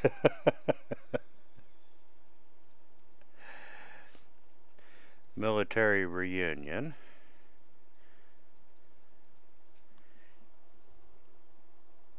Oh, all these long ass gaps, it must be getting close to summer. No kidding. And let's see if we can play. Yeah. And once again, there's a 90% chance that on May 25th we will play. And I will know more on Monday. We got hired to shoot 9 events over the summer at the fairgrounds. And unfortunately, they're all Fridays and Saturdays. So I'm working that out with my business partner because he knows I get bitchy if I don't play. And I will update the calendar tomorrow and post a link. Alright. Okay, no stuff on 329, no Balkoth on 4/6 and 5/12 Mother's Day. It'll be one of the weekends. It'll be like the weekend before, that weekend, or the weekend after. I don't know what yet. I'll let you know as we get closer. Oh, okay. So, yeah. Alright, let's get back to this damn game. No, we're busy doing spreadsheets and planning. That's why we're here. That's why we're playing Pathfinder. What you mean? Oh, no kidding. And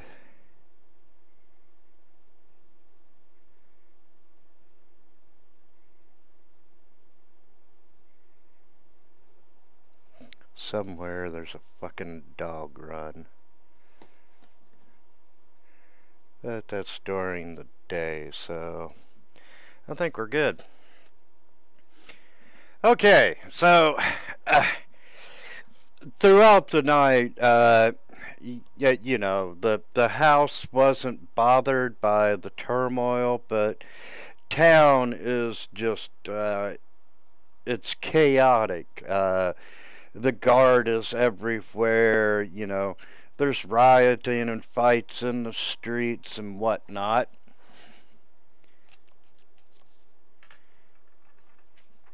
And now the main question is, what do you want to do? You have the dude, Adril, tied up out in the stables. I mean, does it seem like the area? How crazy is the area around us right now? Like, can we get? And are the guards in any condition to receive like a prisoner and this kind of stuff right now, or they completely have their hands full with all this rioting?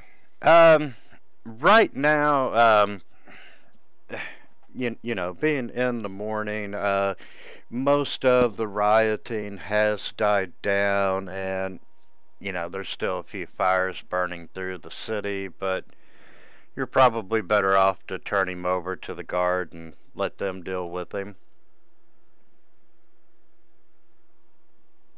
Okay, sure. Let's take the guy and Shiver and anything else. I mean, are we? Let's see.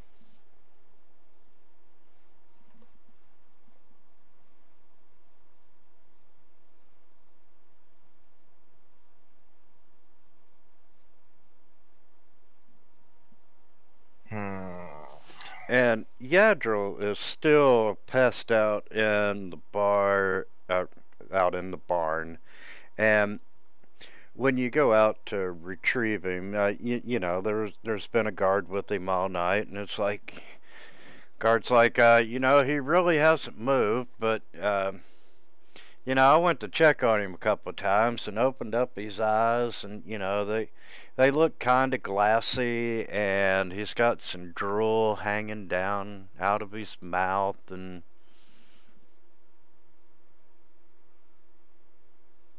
Okay.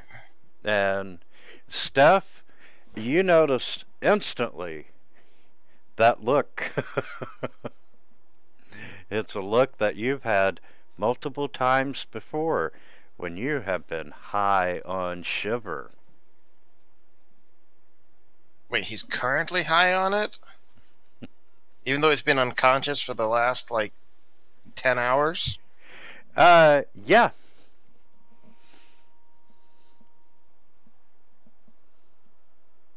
How long does this shit last? The effects are variable, but, you know, 50% chance to sleep for 1 to 4 hours, or, you know, you gain immunity to fear for 1 to 4 minutes. Okay, so, but right now it's like at least 10 to 12 hours since the last time he was conscious. How is he still actively high on the drug? That's a good question.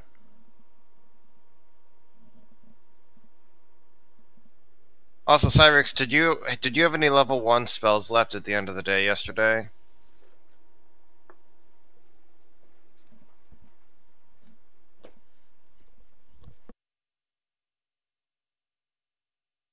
Welcome back. Did you have any level 1 spells available at the end of the day yesterday?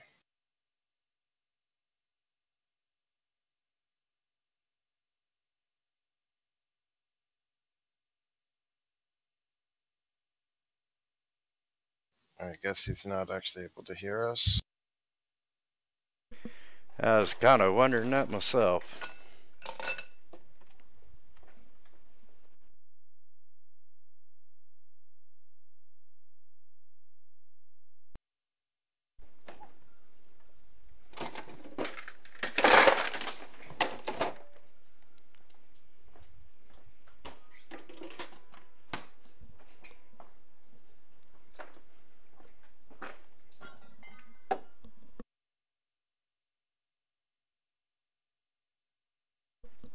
Are you all still there? I'm still here. Okay. So we're just waiting on He's Steph. back, but he's on the phone. Interesting. Okay. Do you have an idea if he had any healing spells, any spells available at the end of when you did the long rest for him to actually heal Anil and myself before we stopped for? You guys still there? Yes, Yep. we're here. Yeah, I apologize for that. We had one of our dogs just disappeared on, so that's why now there's a big "Where's the dog?"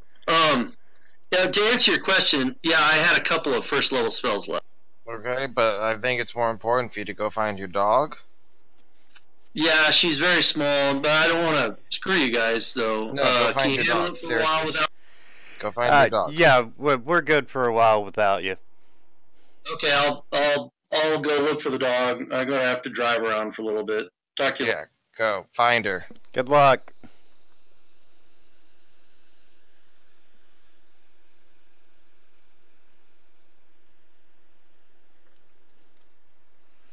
Man, if my dog would mess it up. I mean, I'd try to text you or something, I guess, but I wouldn't be coming back to say, "Oh yeah, this is why I've been." I'd be out looking.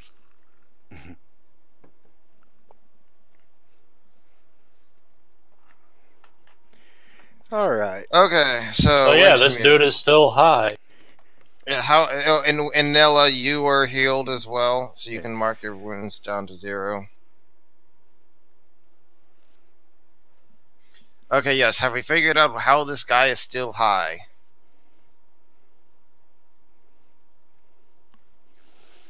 Well, back in the fishery there, Harold, and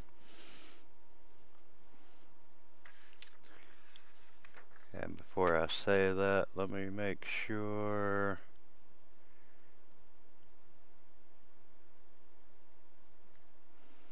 Danella, you didn't take the drug you took the tortured. Okay.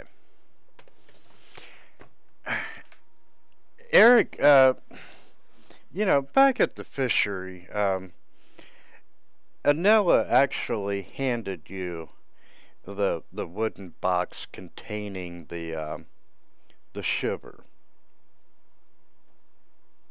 And at the time, you know, hey, we found 20 doses of shiver, and now, you're wondering how this guy got high, and you open the box, and there's only 18 doses of shiver in Hang that on. box. Where? I assumed that I had the box with me in my room. Is that incorrect? You did have the box with you since Anella handed it to you at the fishery. And did I check the number of doses before or after Nola looked at it? Or I looked at it? Where is that number 20 coming from? Anella, she handed you the box and said, hey, I found 20 doses of shiver. You're assuming I can count, but okay. Yeah. Did I ever verify that? No, you did not verify that at the fishery. I look at the guard. I ask to shake his hand. Does he take my hand? Yeah. Okay. Is he a ghost? Does my hand go through him? No, he's flesh and bone. Okay, I'm just going to start doing this to everyone now because we have drugs, Esoterian, and ghosts roaming around. So we're going to start doing this shit to everything because apparently we need to.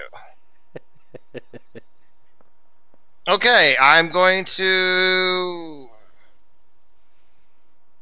ask him. So you were out here like watching him the whole night? Yeah, and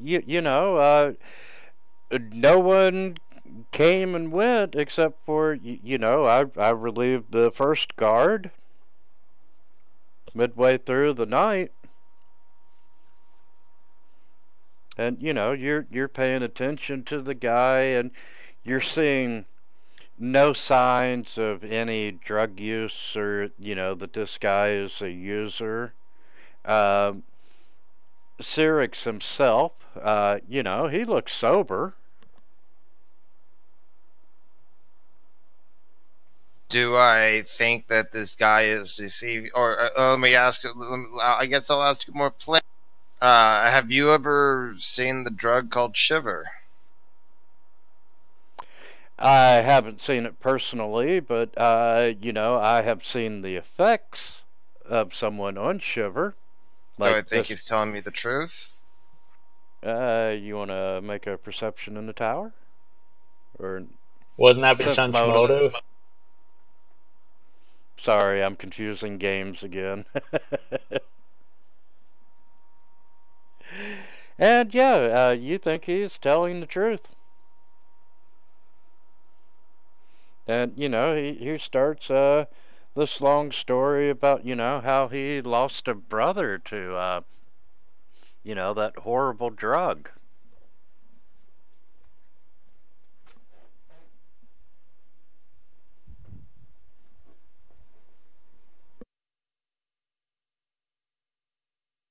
And I'll listen sympathetically. And then I'll say, so I've a question for you. Okay. Did you know that I'm close to a breakthrough on a spell that'll allow me to detect the thoughts of others? Oh man, really? That would be cool. Yeah. Or I mean, it's not ready quite yet, but I'm guessing within a few days to a week, maybe. It's hard to say. Depends upon the riots, right? But I'm pretty close to it. Man, you need to teach me that. That would come in handy when dealing with the missus. Yeah, I know, right? Now, unfortunately, it's kind of obvious when you use it. That's kind of the catch, right? Like, it's obvious that you're using it. You can't exactly hide it. So you won't be able to use it when you're like, oh shit, did I say the wrong thing to her? Okay? Like, it's not, sorry. It's not quite that useful. But what I'm saying is that if there's anything you'd like to tell me now before I'm able to, like, detect your thoughts later...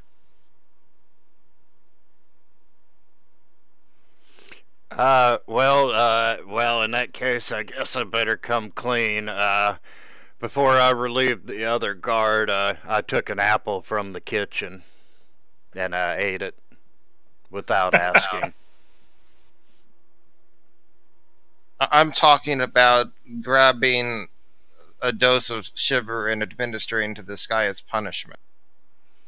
Oh, bad. I wouldn't touch that stuff. I mean, it's just too nasty of a drug, and you know, no matter who I hate, I wouldn't do that to him. Then who would have? Who could have? Because he is yesterday, he was not high on the drug. This morning, he somehow is, and there's several doses missing. What we confiscated to take to the guards. Well, sir, you know, I really don't know what to tell you. I have no information at that. All I can tell you, I swear on, you know, my brother's grave, God rest his soul, that, you know, I know nothing at all about it. Spoiler alert, he doesn't have a brother, right? The brother that died due to the shiver. Assuming he's telling the truth about that, of course, of course. Now, from what we know, and I'll make whatever knowledge check you want me to make to figure this out. I mean, it sounds like the maximum duration of the like, 'cause it looks like he's in the middle of this drug attack right now, right? He's been on it for a while. Right, but it only lasts the maximum of like 4 hours or so, right? Yeah, 4 hours per dose. Okay, so basically, even if we round it up to like 5 hours, right? Which is, if we round it up to 5 hours, that's well beyond the maximum known duration, right?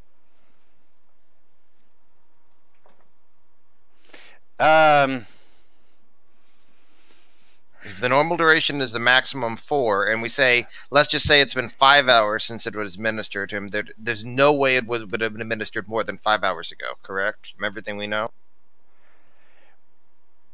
A single dose, correct. You're saying the multiple doses would make it last longer? Yes.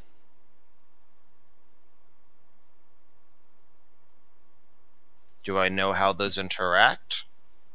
Is like double the dose, double the length, or is it like 50% longer, or what? We're gonna make it easy and double the dose, double the length. Okay, so if it's a maximum now of 8 hours, if we assume 2 doses, right? Yep, and you all have been at the residence right at 8 hours. Whoa, timeout. I thought it's in the morning now. I'm assuming it's like 7 a.m. or something, right? Yeah, you're right. You are right. You know, you're confident that this guy is telling the truth. You've tried, you know, your fancy words. You've tried to scare him with the detect bots, but you're firmly convinced his brother did die of shiver, and that this guard is telling the truth, that since he relieved the first guard, that, you know, no one has come to visit this prisoner. Which means that somebody else had to do it then, and we need to figure out who. Okay, but you're saying that if we think that we think that it basically doubles in duration, which means that this guy has been on duty since, I don't know, like midnight or something?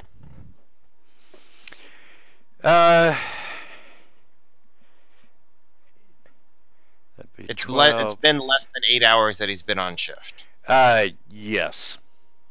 If the 2 doses that have gone missing, if somebody broke into my room, right? There's no signs of tampering of the lock to my room, right? There is no signs of tampering to the lock on your room. The backpack or whatever you stuck the box of shiver in does not look disturbed at all.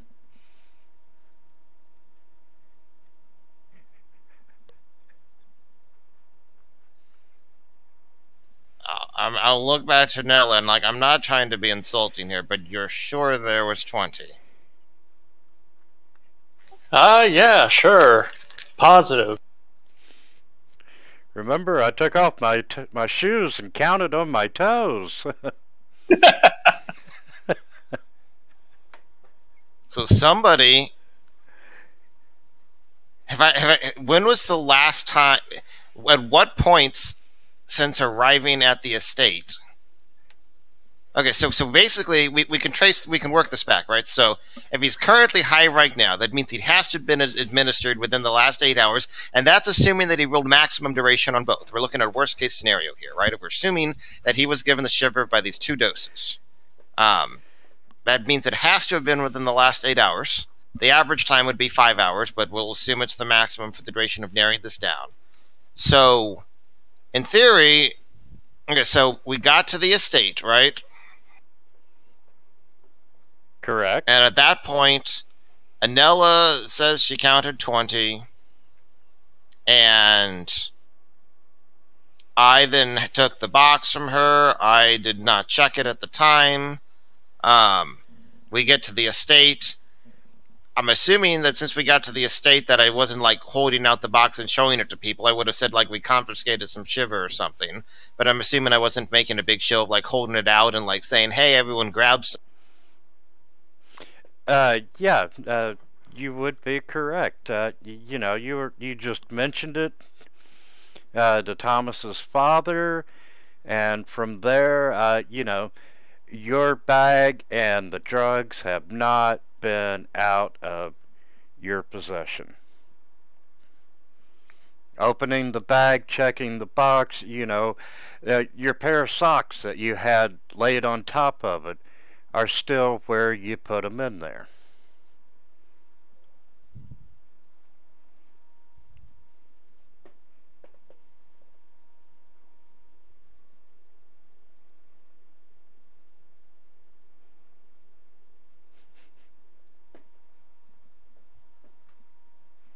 At any point last night since arriving to the estate, did I have the box, like, out in the open? Was it ever out of my backpack? No.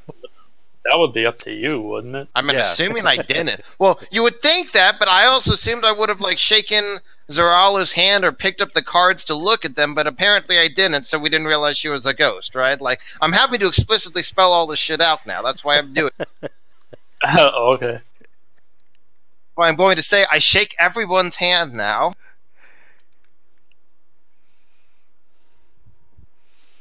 And Eric, can I get you to roll a perception check?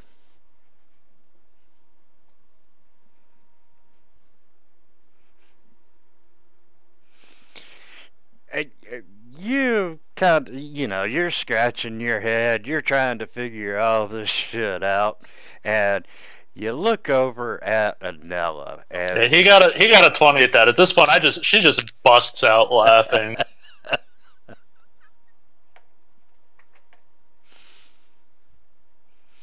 you see Anella burst out with laughter.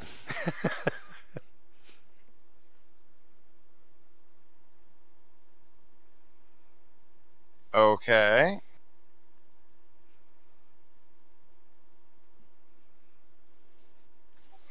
And no joke has been told, nothing is funny, but Anella is just, yeah, you know, and her 6'4" redheaded glory is just laughing her ass off at you.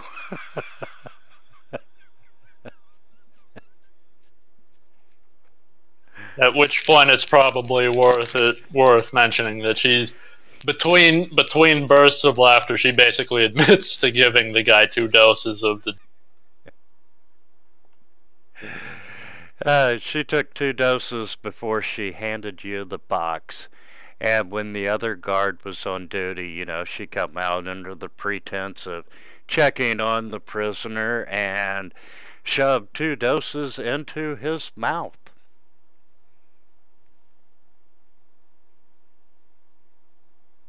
I see. You got motive? why he worked for the fucker that tortured me and left me for dead. And you've got the opportunity, you got the drugs, and Danella just, I don't want to say she was weak-willed, because she very much intended to, or meant to do it. So is his mind just like permanently fucked up now? Is he brain dead? No, he's just, he is on the back end slope of that high, and you know, he's probably going to experience withdrawals and cravings, and is you know, could possibly be a sugar addict now. I regret nothing.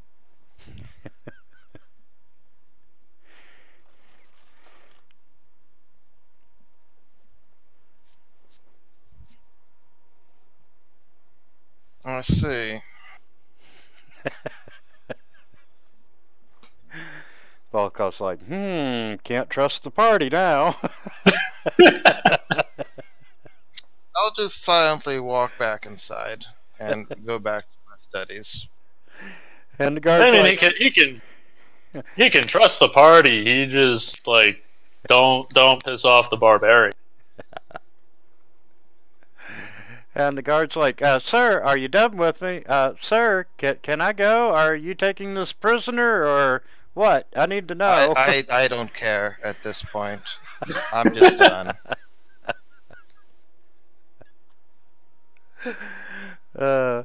Unfortunately, sure, I didn't see your message till a little bit later. Yeah, I kind of figured.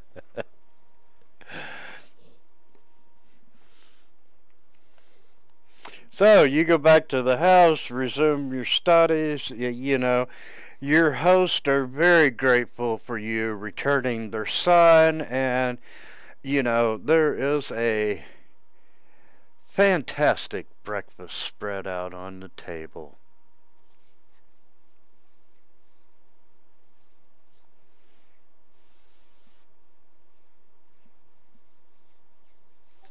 I've had my fun. I guess I'll go eat breakfast and metaphorically follow last night's additional trail of blood and see if anybody knows anything about what happened and if they're still rioting. Or After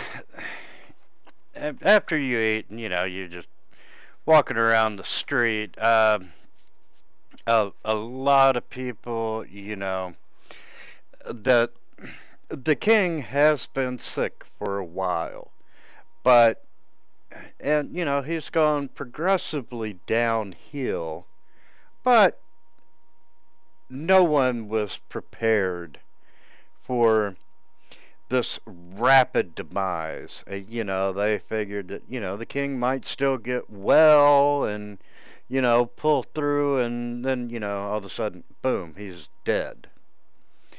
And a lot of people are not happy with the queen stepping up to take control of the throne. by the way, who has the queen's brooch? I'm assuming I do, unless somebody else is wanting to be having it. I was just asking because if I had it, I'd probably be dumb enough to say to some, probably not everybody I meet, but somebody that we found it at the fucking smoldering wreckage of the dockyard or shipyard. So it's probably a good idea if I don't have it.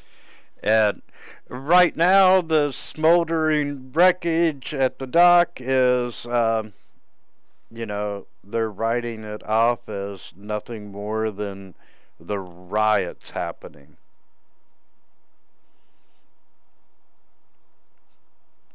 Town really went apeshit last night. I guess I lucked out on that one.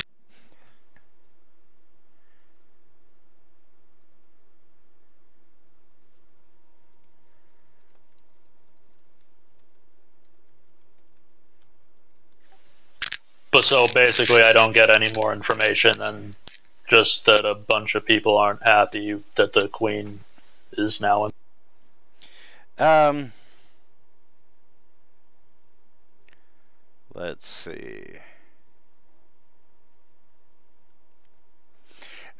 You hear a lot of rumors that you know, during the night and during the morning, you know, ships coming into the port, you know, seeing the town on fire in certain parts, and you know, hearing the king is dead, and pulling into the docks, and you know, hearing the riots and everything taking off. A lot of the merchant ships and wagon convoys have turned around just to avoid the trouble. And yeah, there were a lot of people injured during the night, as you can well imagine. And for the majority of the night, the military arm of the city was ill-equipped for this level of civil calamity. And, you know, even the Hippogriff mounted Marines of the Sable Company are pushed beyond their limits, and the Corvosian Guard has done its best to quell the riots, and, you know, in certain times during the night they were cut off from each other and, you know, forced to operate on their own. You know, junior officers were suddenly thrust into having the responsibility of command, and you know, even during the night a couple of them broke under pressure, they abandoned their post, and rumor has it that martial law is coming. Oh, that'll be fun. Sounds good to me, not that I'm paying attention to any of this.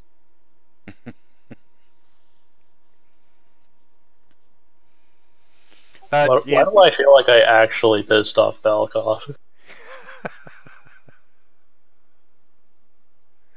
I was kind of wondering the same.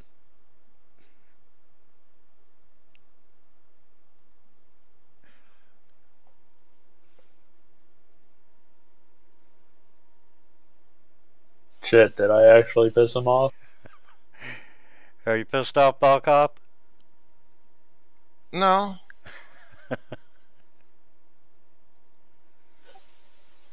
That wasn't particularly convincing, but okay. Oh, I guess I failed my diplomacy check. A little bit.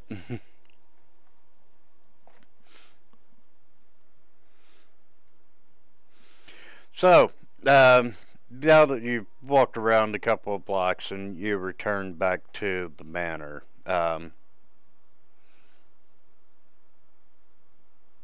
what do you want to do next?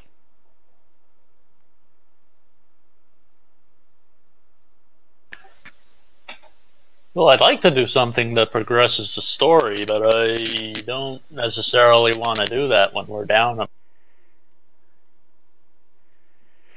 Well, yeah, we can progress a little bit here. Let's start with turning over the hide guy and the drugs. Sure, if you're gonna come and ask for the drugs. No, I'm done with that. I figured you were gonna kind of go with the barbarian.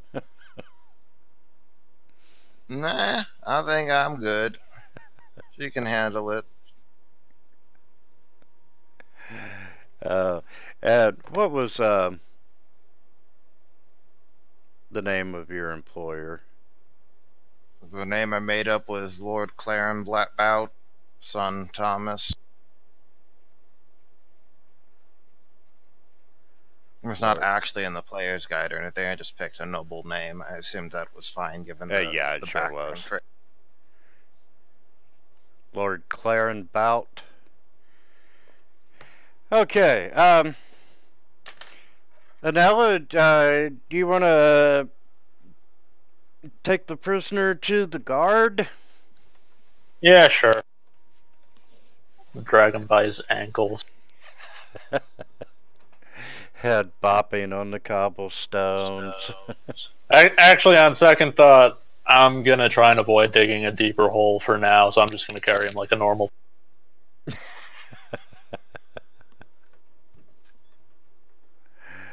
Okay, you got him thrown over your shoulder, and you know, you walk into the city guard, a local precinct there, and you know, seeing this tall redhead come in with a passed out body over the shoulders, you know, they're scrambling to help you and find out what the hell's going on.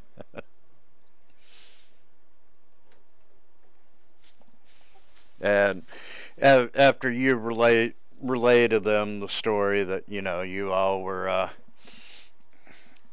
that you were helping a guy find Lord Claren Bout's missing son, of which they are aware of that the son's been missing at this precinct and so forth, and they are extremely excited to know that Gadrian ended up in the jaws of an alligator and, for all you know, is dead in this world. And you describe in great detail with much embellishment about how the gator jumped out of the water and grabbed a hold of him and pulled him back, and you could actually see Gadrian's eyes really wide as the gator started the death roll, and you recant all the blood coming up out of the water. And you know, they're patting you on the back and calling you a hero, and hey, you know, even though Gadrian died, you know, he was brought to justice, and hey, here's a reward.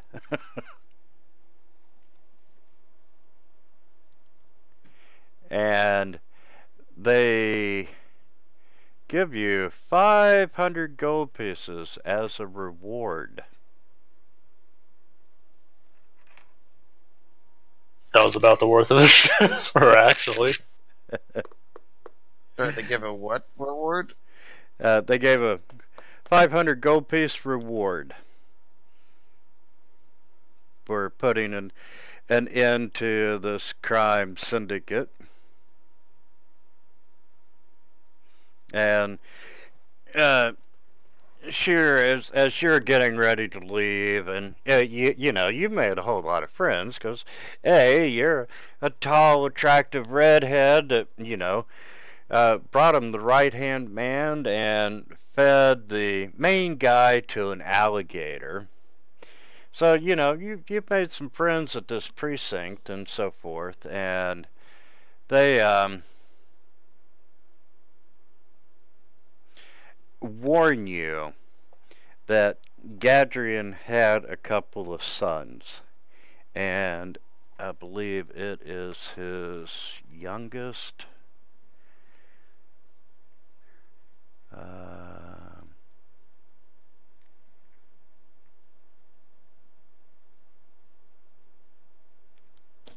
Oh, wait.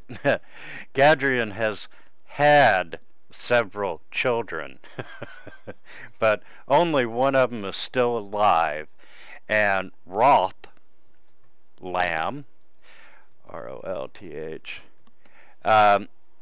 the one son of his that is still alive is a much more despicable human being than his father, and, well, you know, you might want to keep an eye out. Because he may be after revenge. You said he's more despicable than his father? Yes. So his father was kidnapping little children, forcing them to work for him, feeding people to a gator, keeping a woman's dead head there for weeks after, like, torturing her. And there's probably a bunch of getting people addicted to this shit, and probably a bunch of other stuff that we're not even aware of right now. And they're like, yeah, his kid's worse. Yep.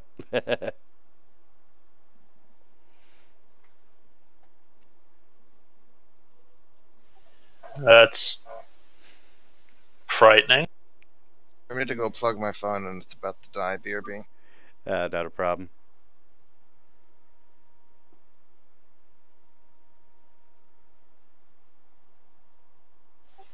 Well, presumably, as far as anyone is aware at this point, since I'm the one that turned in the right-hand man, the other two would be free and clear of any potential revenge plots, I would. Unless someone could report the three of you all there, the official record is going to just be you.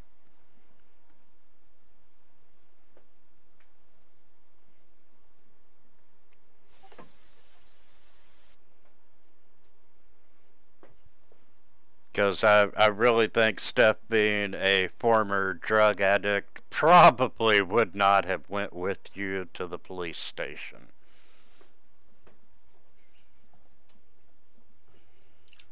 And on the flip side, no one knows about the 500 gold. Yeah, shit. I wasn't expecting to run into a hurdle like this so early. Is there any kind of reason that I don't just roll up a new character?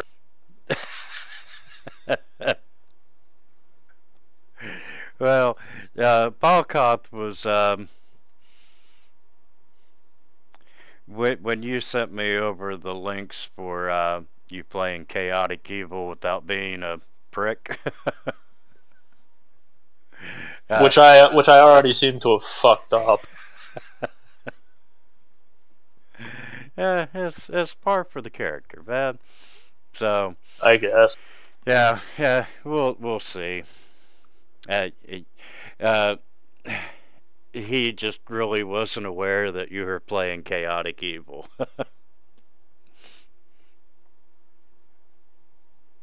But he has figured it out now.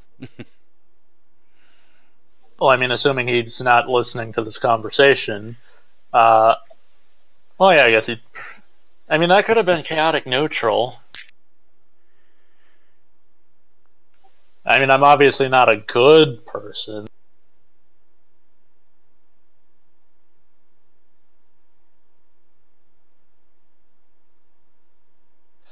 Oh, actually, you know what? Yes, there is, because I remember part of the character thing was that I'm trying to reform myself, so there is at least a reason to go back and divvy up the 500. I'm sorry, one more time. Is a part of my character is that I'm trying to reform myself, so there is at least a reason to go back and divvy up the. Hey man, I feel bad about what happened. Here, let's split the reward. I don't feel bad about shit. Well, I, as a player, feel bad since I seem to have pissed Balkoth off. My character doesn't feel bad about shit. Back. Welcome back. Thank you. So, yeah, so I stroll back into the. Presumably, Harold hasn't told the guards not to let me back in, so I stroll back onto the property with a sack full of 500 gold, with what I assume is 500 gold because I can't count. Hey, Look, I don't think that's a fair statement. You can count. The limit is just a pretty low number. Actually, I guess that's true. I was saying that I can't assuming that I can't count or really read because my background, but yeah, I guess I would need to be able to count if I'm stealing.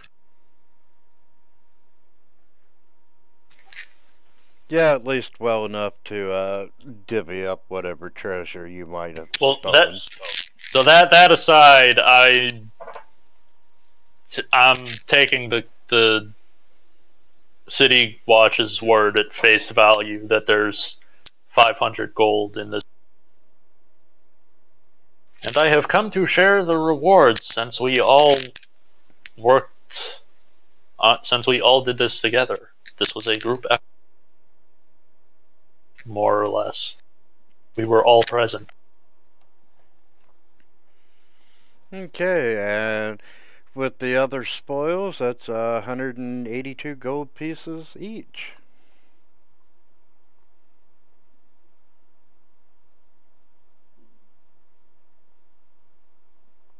All right.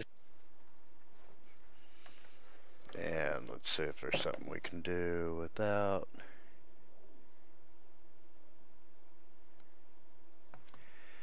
Also, I do tell him that about the sun.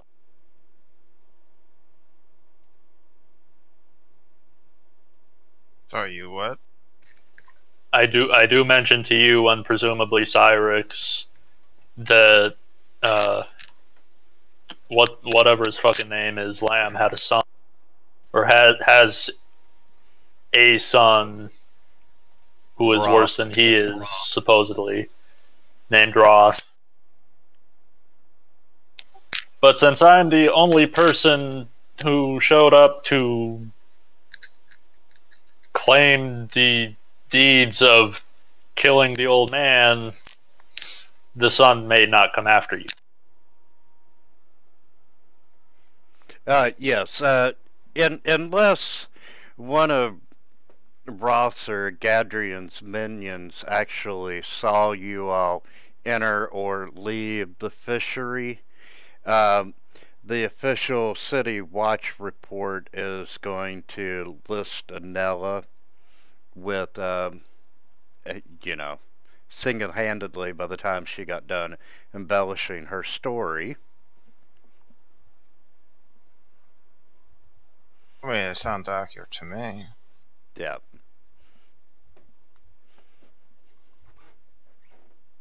So, she's the only one officially of record as, being responsible, so.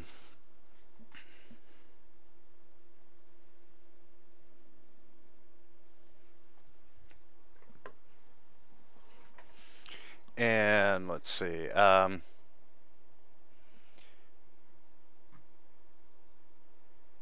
the hell is 16th?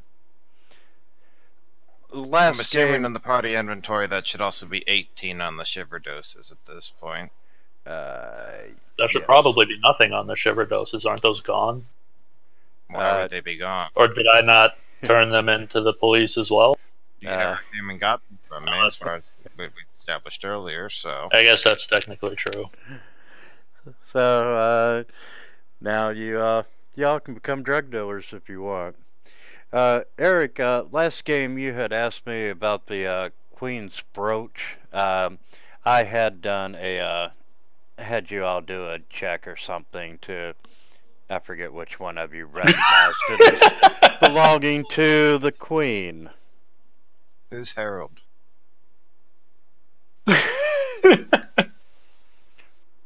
Oh, I love it.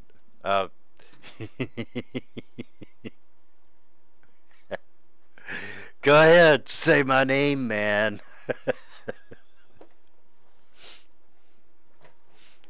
I like it there, Walter.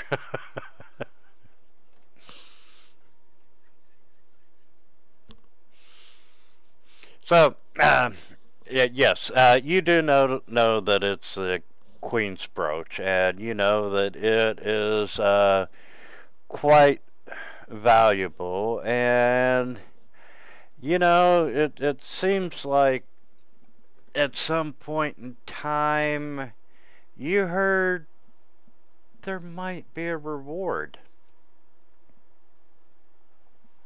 for the return of the brooch.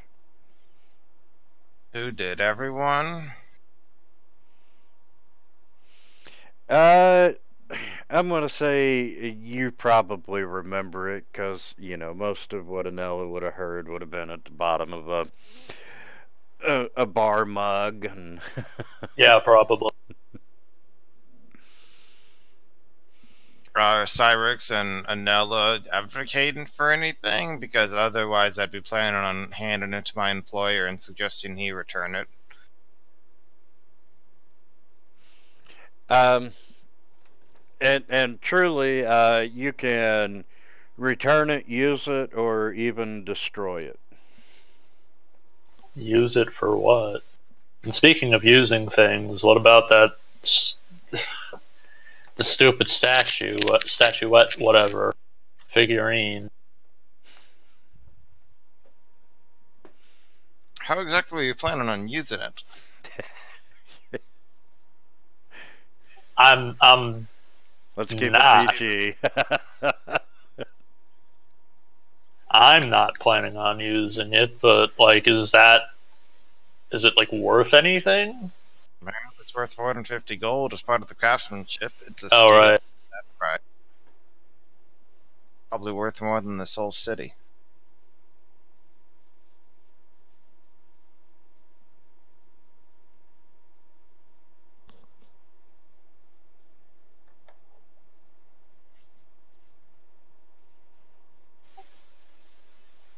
Right. Well, out of character, the brooch sounds like a plot hook, so I would imagine we should turn that in ourselves. Out of character at some point in time, yes.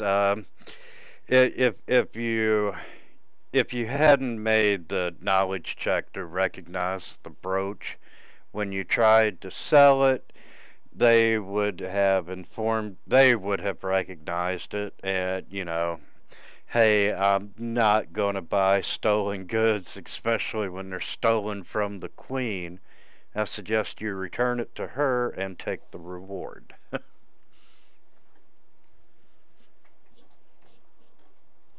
Speaking of checks, so where'd she mute? There's this whole Gadrin's Ledger thing, which says you need to succeed at a DC 15 linguistics check to decipher the code. I'm assuming we all speak Varsian if we're from the city, right? Yes, I would assume so. I don't know if I remember that's a separate language. Anyway, so due to the way the Pathfinder skill system works, I was not actually planning on picking any ranks up in linguistics yet until I got my int headband, because the way it works is when you pick up an int headband, you get full ranks of a skill specified in it. So if I had like 1 point in linguistics or 3 points, right? If I had like, let's say we're level 8, right? If I have 4 points in linguistics and 4 points in appraise, right? When I get a headband, it either gives me full ranks in appraise or full ranks in linguistics, which means the 4 points I have in there are completely wasted. Do you see what I'm saying? Yes.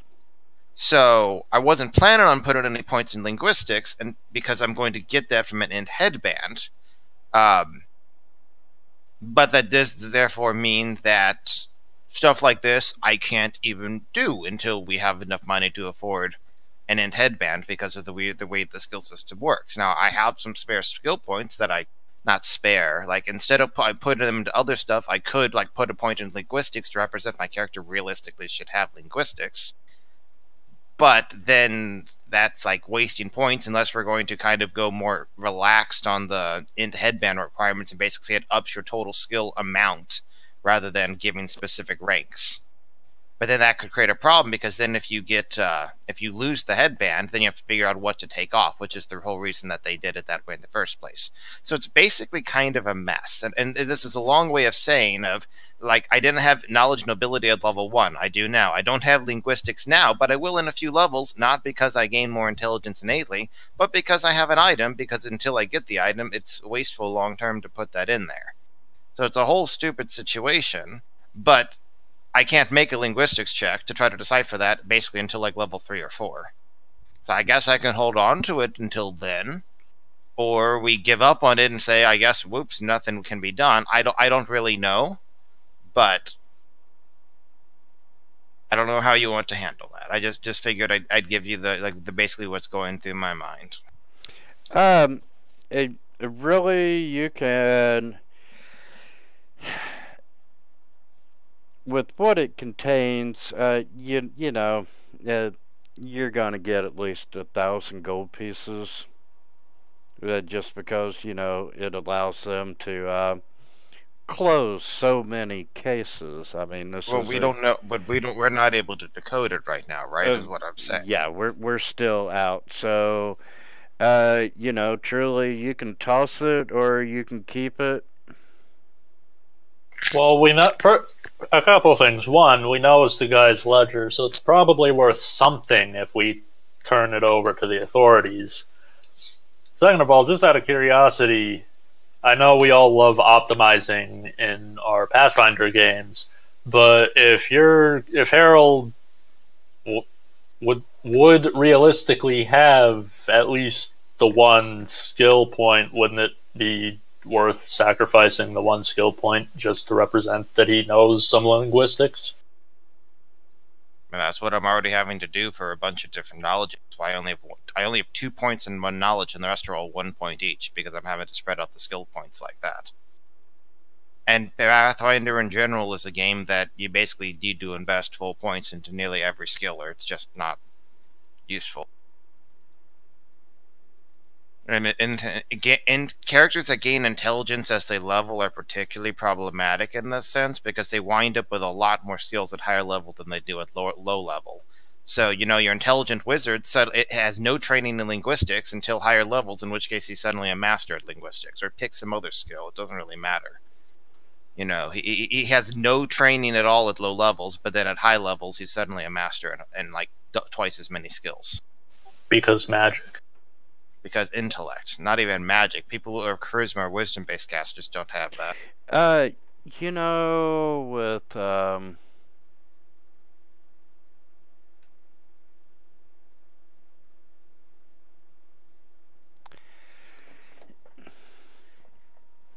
you know, I would give you an intelligence check on that instead of linguistics.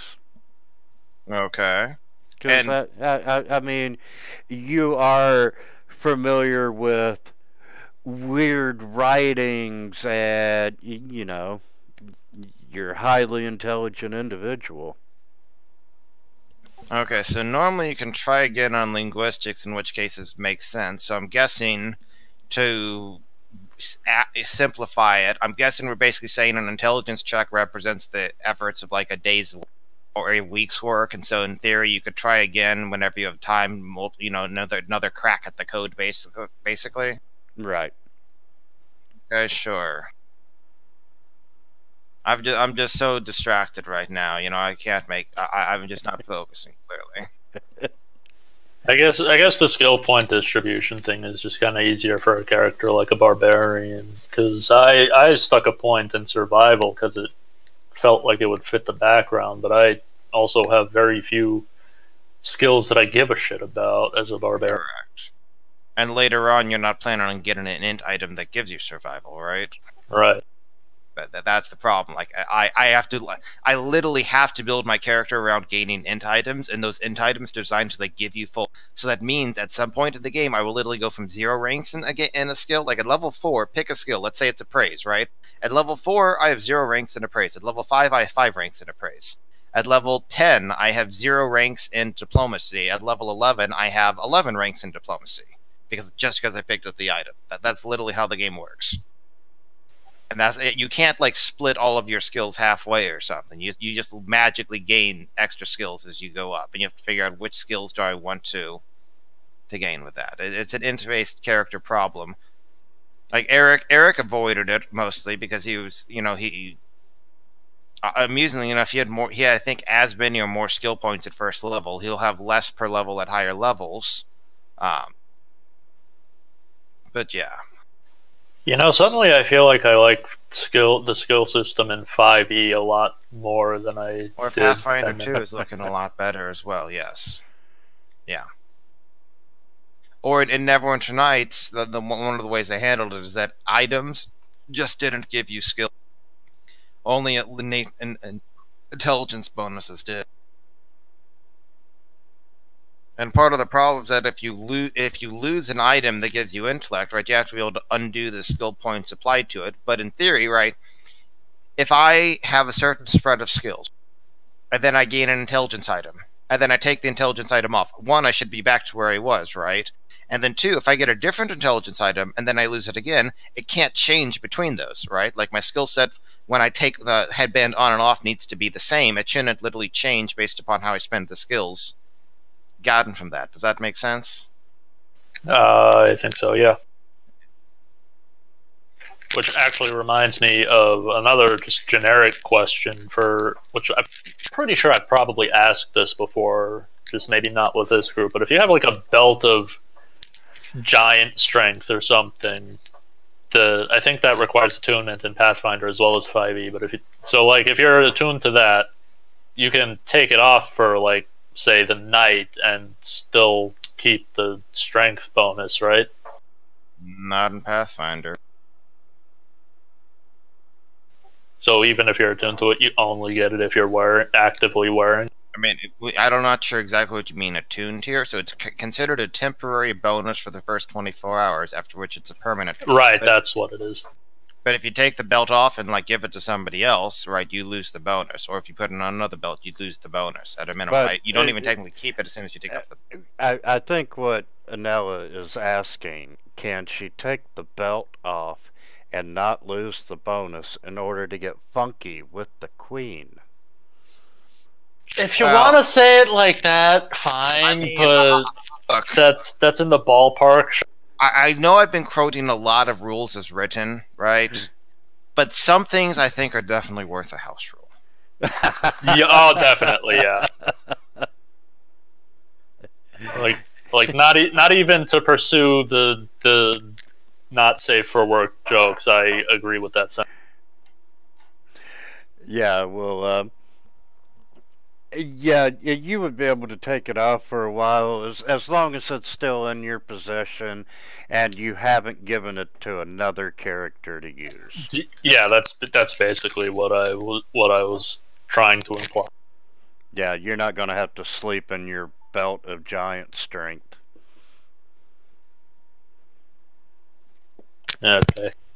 Anyway.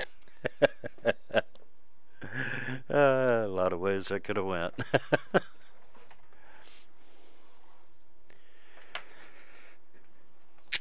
I mean, to be fair, I was thinking that I was gonna be making a lot of this character is gonna go get laid during downtime jokes. It just so happened that the perfect scenario for you all to fucking beat me to it.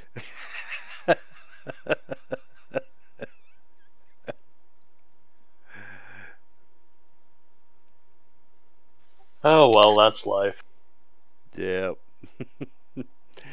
Right out of the gate, you got tagged. Mm-hmm. And since we're just shitting, let's what do you want to do with the head in the box? Oh yeah, I forgot about that. I assume that for the moment we would try to find like a cemetery or something that we could bury it.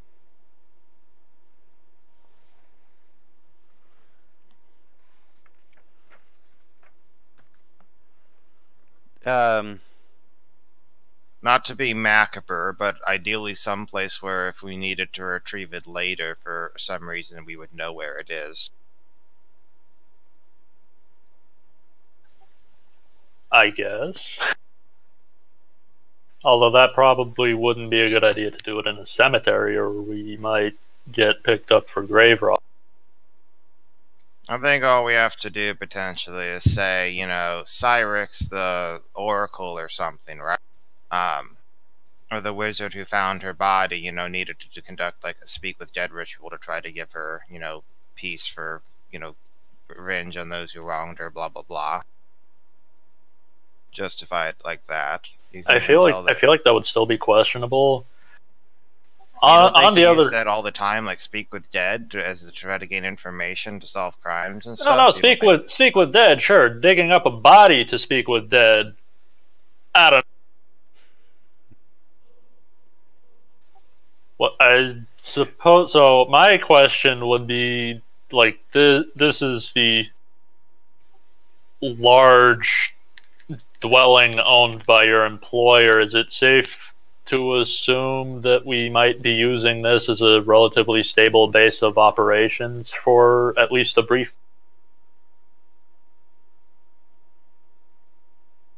I mean, we might be assuming at this point.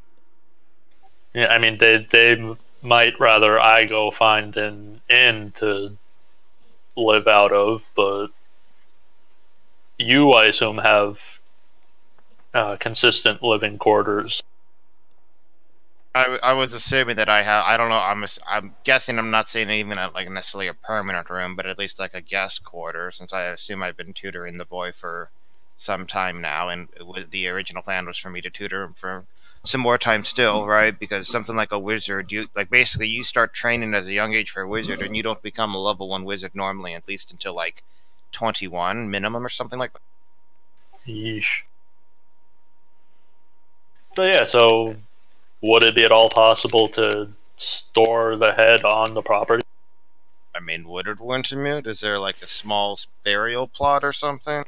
Yeah, your employer isn't too crazy about it, but hey, you brought his son back. If you need to bury an entire body here, go right ahead. Or yeah, so the minimum age. So and technically, some people can graduate and be a wizard or cleric or a number of other trained people like that at 17 years, but others may take up to 27 years to actually finish their basically level 1 training, assuming they're involved from a young age. Which is funny, because then, depending on the campaign, they're suddenly level 20 less than a year. Yep. Hey, Sheer, roll a 1d4. Okay, you became a barbarian at the age of 17. That's when you were level 1. Roll a 2d6 for me.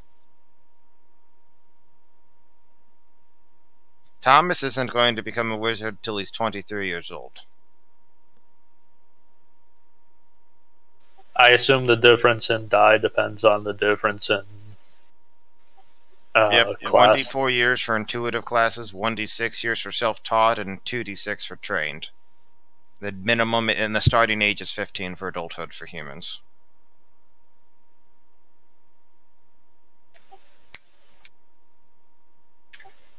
I kind of feel like circumstantially barbarians could probably pick up before adulthood, but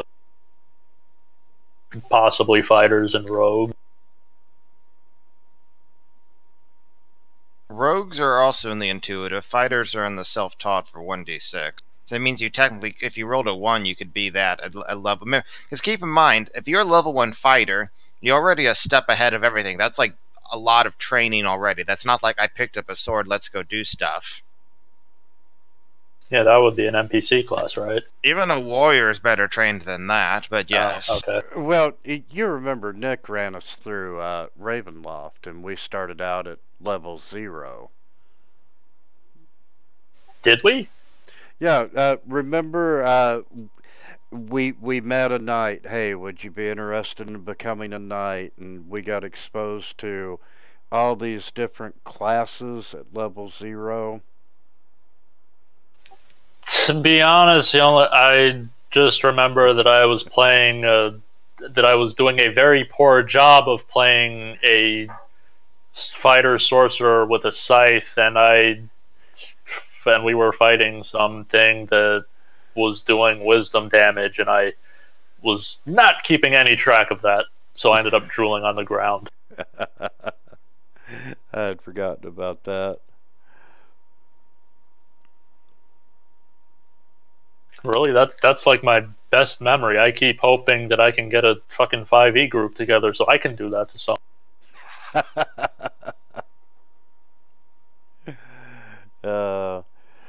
Yeah, I wish we would have finished that. God, who were we playing with that did not like that game at the time?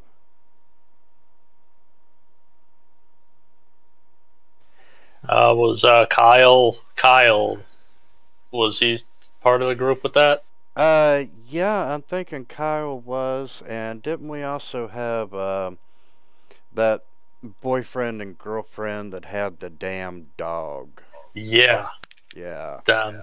Kyle, I remember best because for some fucking reason, for like a year or two after that, after you disappeared from Wrath of the Righteous, fucking LinkedIn kept asking me if I knew Kyle. And I'm like, why do you fucking know this? They know everything. Nothing is private anymore. No. Not at all.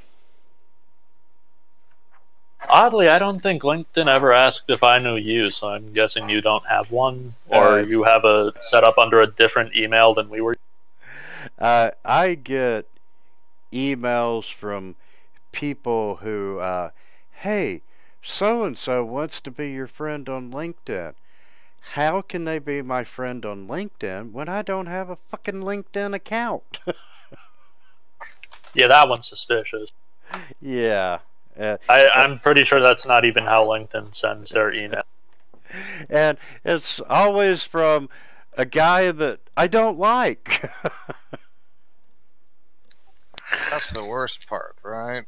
No kidding. But yeah, I hated that we didn't get to play the castle in next game. Yeah. Actually, that's something else I need to find out if this group ever does come together. Is if you enter the castle, is that like the end all be all, or is it possible to? Because I think the drawbridge closes behind you when you enter. Yeah, I think once you're in the castle, you're stuck in the castle. Okay, because I feel like the at least I feel like the people that I would end up playing with in person would probably just fucking either go straight for the castle or take the first of the first offered invitation. Yeah, I'm getting ready to extend that invitation here in a couple of weeks. Oh, that should be fun. Finally getting interesting, and you know, Curse of Strahd is so much more than the original, which was, you know, the tarot card reading and you're at the castle.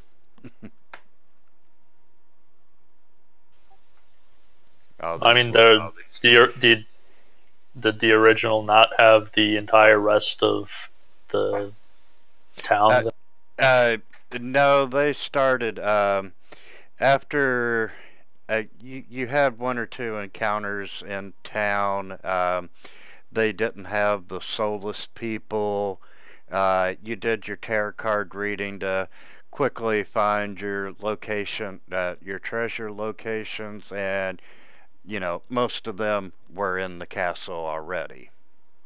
And then, whatever the 3.5 module was, expedition to Castle Ravenloft, they started expanding it.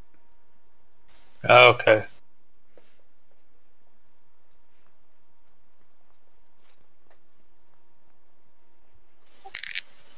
Right. Well, all that being said, is there anything the remaining two of us can do to progress the story?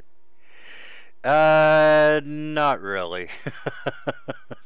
Okay, so I mean, are we not basically meeting for like 3 weeks at this point? Let me find my notebook again.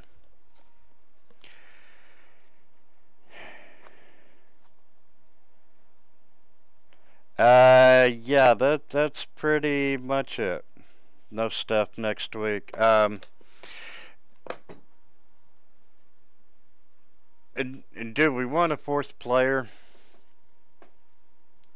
We have a Dolian. He's very reliable.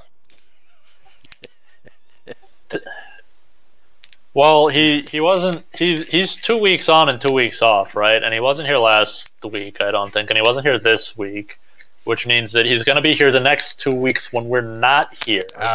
Actually, Last week. I really thought he was going to join us last week. So this week is the first of the 2 weeks that he's off. So we'll have him once, 4 weeks from now.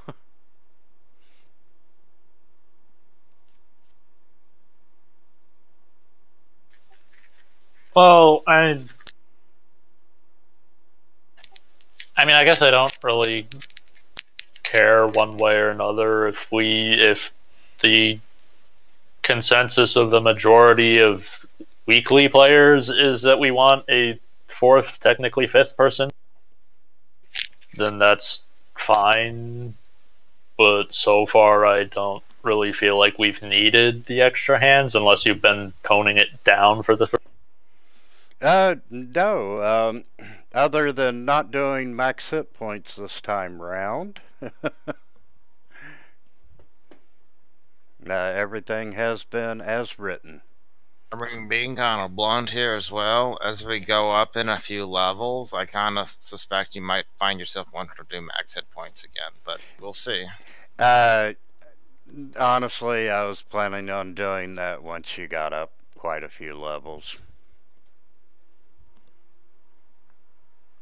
When you start breezing through encounters. Once I start picking up vital strike and then improve. There's a feat. I don't know if I'm gonna live long enough to use it. I don't know if I'm gonna actually decide. Well, actually, no, I might, because it's like some fancy ass feat that has multiple effects.